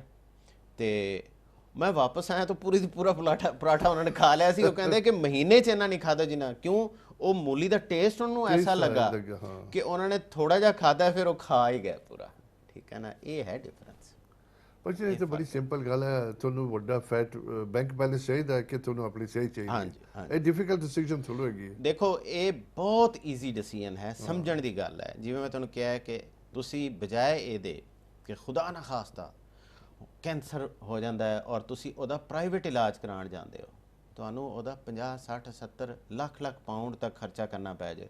ਉਹਦੀ ਜਗ੍ਹਾ ਤੇ ਅਗਰ ਤੁਸੀਂ 8 ਪਾਉਂਡ ਰੋਜ਼ ਦੇ ਪੂਰੀ ਫੈਮਿਲੀ ਦੇ ਖਰਚ ਕਰੀ ਜਾਓ, ਤੁਹਾਨੂੰ ਸੌਣ ਦਾ ਮਜ਼ਾ ਆਏਗਾ, ਤੁਹਾਡੀ ਬਾਉਲ ਮੂਵਮੈਂਟ ਪਰਫੈਕਟ ਹੋਏਗੀ, ਤੁਹਾਨੂੰ ਹਜ਼ਮ ਕਰਨ ਦਾ ਮਜ਼ਾ ਆਏਗਾ, ਤੁਹਾਨੂੰ ਭੁੱਖ ਬੜੀ ਮਜ਼ੇ ਦੀ ਲੱਗੇਗੀ, ਤੁਹਾਡਾ ਮੂਡ ਬੜਾ ਰਿਲੈਕਸ ਰਹੇਗਾ, ਜੀਣ ਦਾ ਮਜ਼ਾ ਆਏਗਾ, ਤੁਹਾਡੇ 'ਚ એનર્ਜੀ ਹੋਏਗੀ, ਤੁਹਾਨੂੰ ਲਾਈਫ ਚੰਗੀ ਲੱਗੇਗੀ। ਕਿੰਨਾ ਖਰਚਾ ਹੈ? ਜ਼ਰਾ ਬੈਠੋ, ਇਸ ਵੀਕਐਂਡ ਤੇ ਬੈਠੋ, ਤੁਸੀਂ ਹਸਬੈਂਡ ਵਾਈਫ ਦੋਵੇਂ ਬੈਠੋ, ਕਾਗਜ਼ ਸਾਹਮਣੇ ਰੱਖੋ, ਕੈਲਕੂਲੇਸ਼ਨ ਕਰੋ। ਮੈਂ ਤੁਹਾਨੂੰ ਬਿਲਕੁਲ ਕਹਿ ਰਿਹਾ ਵਾਂ, ਤੁਸੀਂ ਹੈਰਾਨ ਹੋ ਜਾਓਗੇ ਕਿ ਅਸੀਂ ਇਹ 2-4 ਚੀਜ਼ਾਂ ਦੇ ਅਗਰ ਖਰਚੇ ਫਜ਼ੂਲ ਚੀਜ਼ਾਂ ਨੇ, ਅਸੀਂ ਬਿਸਕੁਟ ਨਹੀਂ ਖਾਵਾਂਗੇ, ਅਸੀਂ ਕੌਫੀ ਜਾ ਕੇ ਬਾਹਰੋਂ ਨਹੀਂ ਪੀਵਾਂਗੇ, ਅਸੀਂ ਸਟਾਰਬਕਸ ਤੇ ਨਹੀਂ ਜਾਵਾਂਗੇ, ਅਸੀਂ ਫਿਜ਼ੀ ਡਰਿੰਕਸ ਬੰਦ ਕਰ ਦਿਆਂਗੇ, ਅਸੀਂ ਇਹ 200-250 ਪਾਉਂਡ ਮਹੀਨੇ ਦਾ ਅਸੀਂ ਸਪੇਅਰ ਕਰਨਾ ਹੈ। ਅਸੀਂ ਫੂਡ ਜਿਹੜੀ ਹੈ ਨਾ ਉਹ ਪਰਫੈਕਟ ਲੈ ਕੇ ਜਾਣੀ ਹੈ।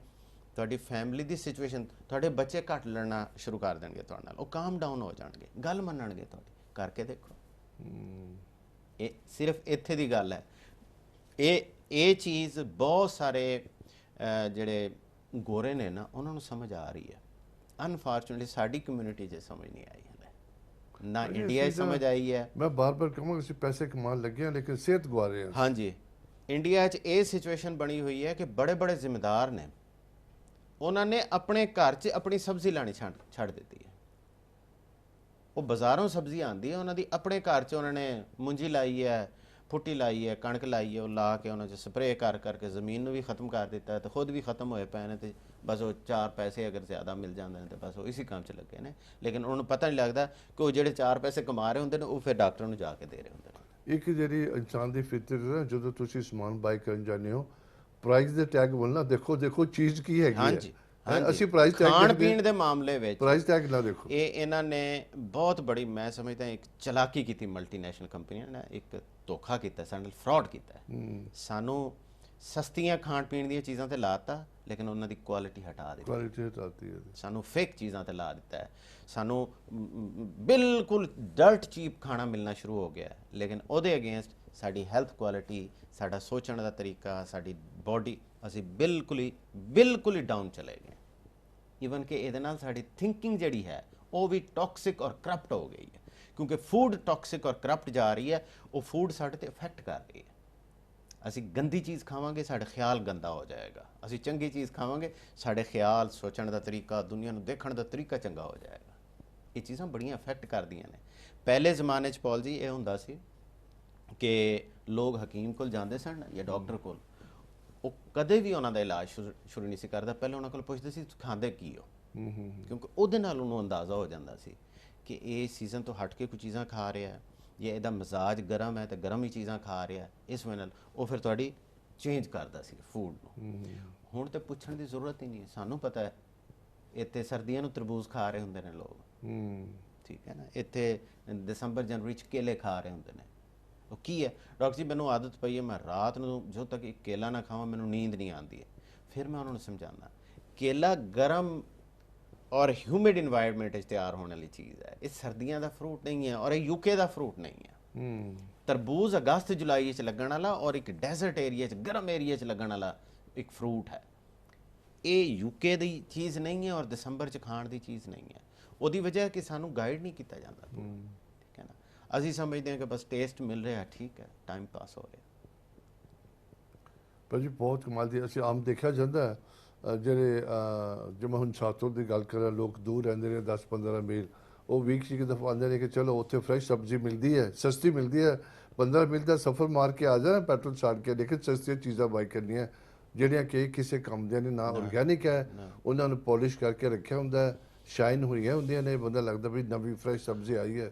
ਦੇਖੋ ਪੌਲ ਜੀ, ਜਿੱਥੇ ਤੱਕ ਸ਼ਾਈਨ ਔਰ ਖੂਬਸੂਰਤੀ ਦੀ ਗੱਲ ਹੈ ਨਾ, ਤੁਸੀਂ ਹੁਣ ਆਪਾਂ ਡਿਸਕਸ ਕਰ ਰਹੇ ਸੀ, ਤੁਸੀਂ ਮੋਸਟ ਪ੍ਰੋਬਬਲੀ ਮੇਰੇ ਕੋਲ ਵੀਕਐਂਡ ਤੇ ਆ ਰਹੇ ਹੋ, ਤੁਸੀਂ ਸਾਡੀ ਸਬਜ਼ੀਆਂ ਦੀ ਸ਼ਾਈਨ ਔਰ ਖੂਬਸੂਰਤੀ ਵੀ ਦੇਖਣਾ, ਜਿਹੜੀ ਨੈਚੁਰਲ ਹੁੰਦੀ ਹੈ, ਵੈਕਸ ਨਹੀਂ ਲਗਾਉਣੀ ਪੈਂਦੀ।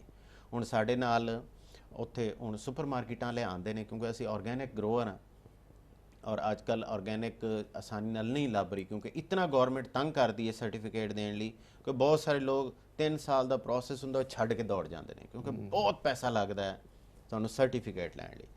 ਅੱਛਾ, ਉਹ ਉਹਨਾਂ ਦੀ ਕੰਡੀਸ਼ਨਸ ਇਹ ਹੁੰਦੀਆਂ ਨੇ, ਇਹ ਮੁਖਤਲਿਫ ਜਿਹੜੇ ਸੁਪਰ ਮਾਰਕੀਟਾਂ ਨੇ, ਕਿ ਇਹ ਸਪਰੇਅ ਤੁਸੀਂ ਕਰਨੇ ਹੀ ਕਰਨੇ ਨੇ ਆਪਣੀ ਕ੍ਰੌਪ 'ਤੇ, ਔਰ ਐਂਡ ਤੇ ਤੁਸੀਂ ਉਹਨਾਂ ਨੂੰ ਕਮ ਅਜ਼ ਕਮ 10-15 ਮਿੰਟ ਫਲਾਂ ਕੈਮੀਕਲ ਦੇ ਵਿੱਚ ਸੋਲੂਸ਼ਨ ਦੇ ਵਿੱਚ ਡਿਪ ਦੇਣਾ ਉਸ ਸਬਜ਼ੀ ਨੂੰ, ਫਿਰ ਅਸੀਂ ਚੁੱਕਾਂਗੇ। ਉਹ ਡਿਪ ਦਿਲਵਾ ਕੇ ਉਸ ਸਬਜ਼ੀ ਦੇ ਅੰਦਰ ਟੋਟਲ ਜ਼ਹਿਰ ਨੂੰ ਭਰ ਦਿੰਦੇ ਨੇ, ਕਿਉਂਕਿ ਜਿਵੇਂ ਸਾਡੀ ਸਕਿਨ 'ਚ ਮੋਰੇ ਨੇ ਨਾ, ਸਬਜ਼ੀ ਦੇ ਵਿੱਚ ਵੀ ਇਸੇ ਤਰ੍ਹਾਂ ਹੀ ਹੁੰਦਾ, ਉਹ ਚੀਜ਼ਾਂ ਆ ਰਹੀਆਂ ਹੁੰਦੀਆਂ ਨੇ, ਬਾਹਰ ਜਾ ਰਹੀਆਂ ਹੁੰਦੀਆਂ ਨੇ।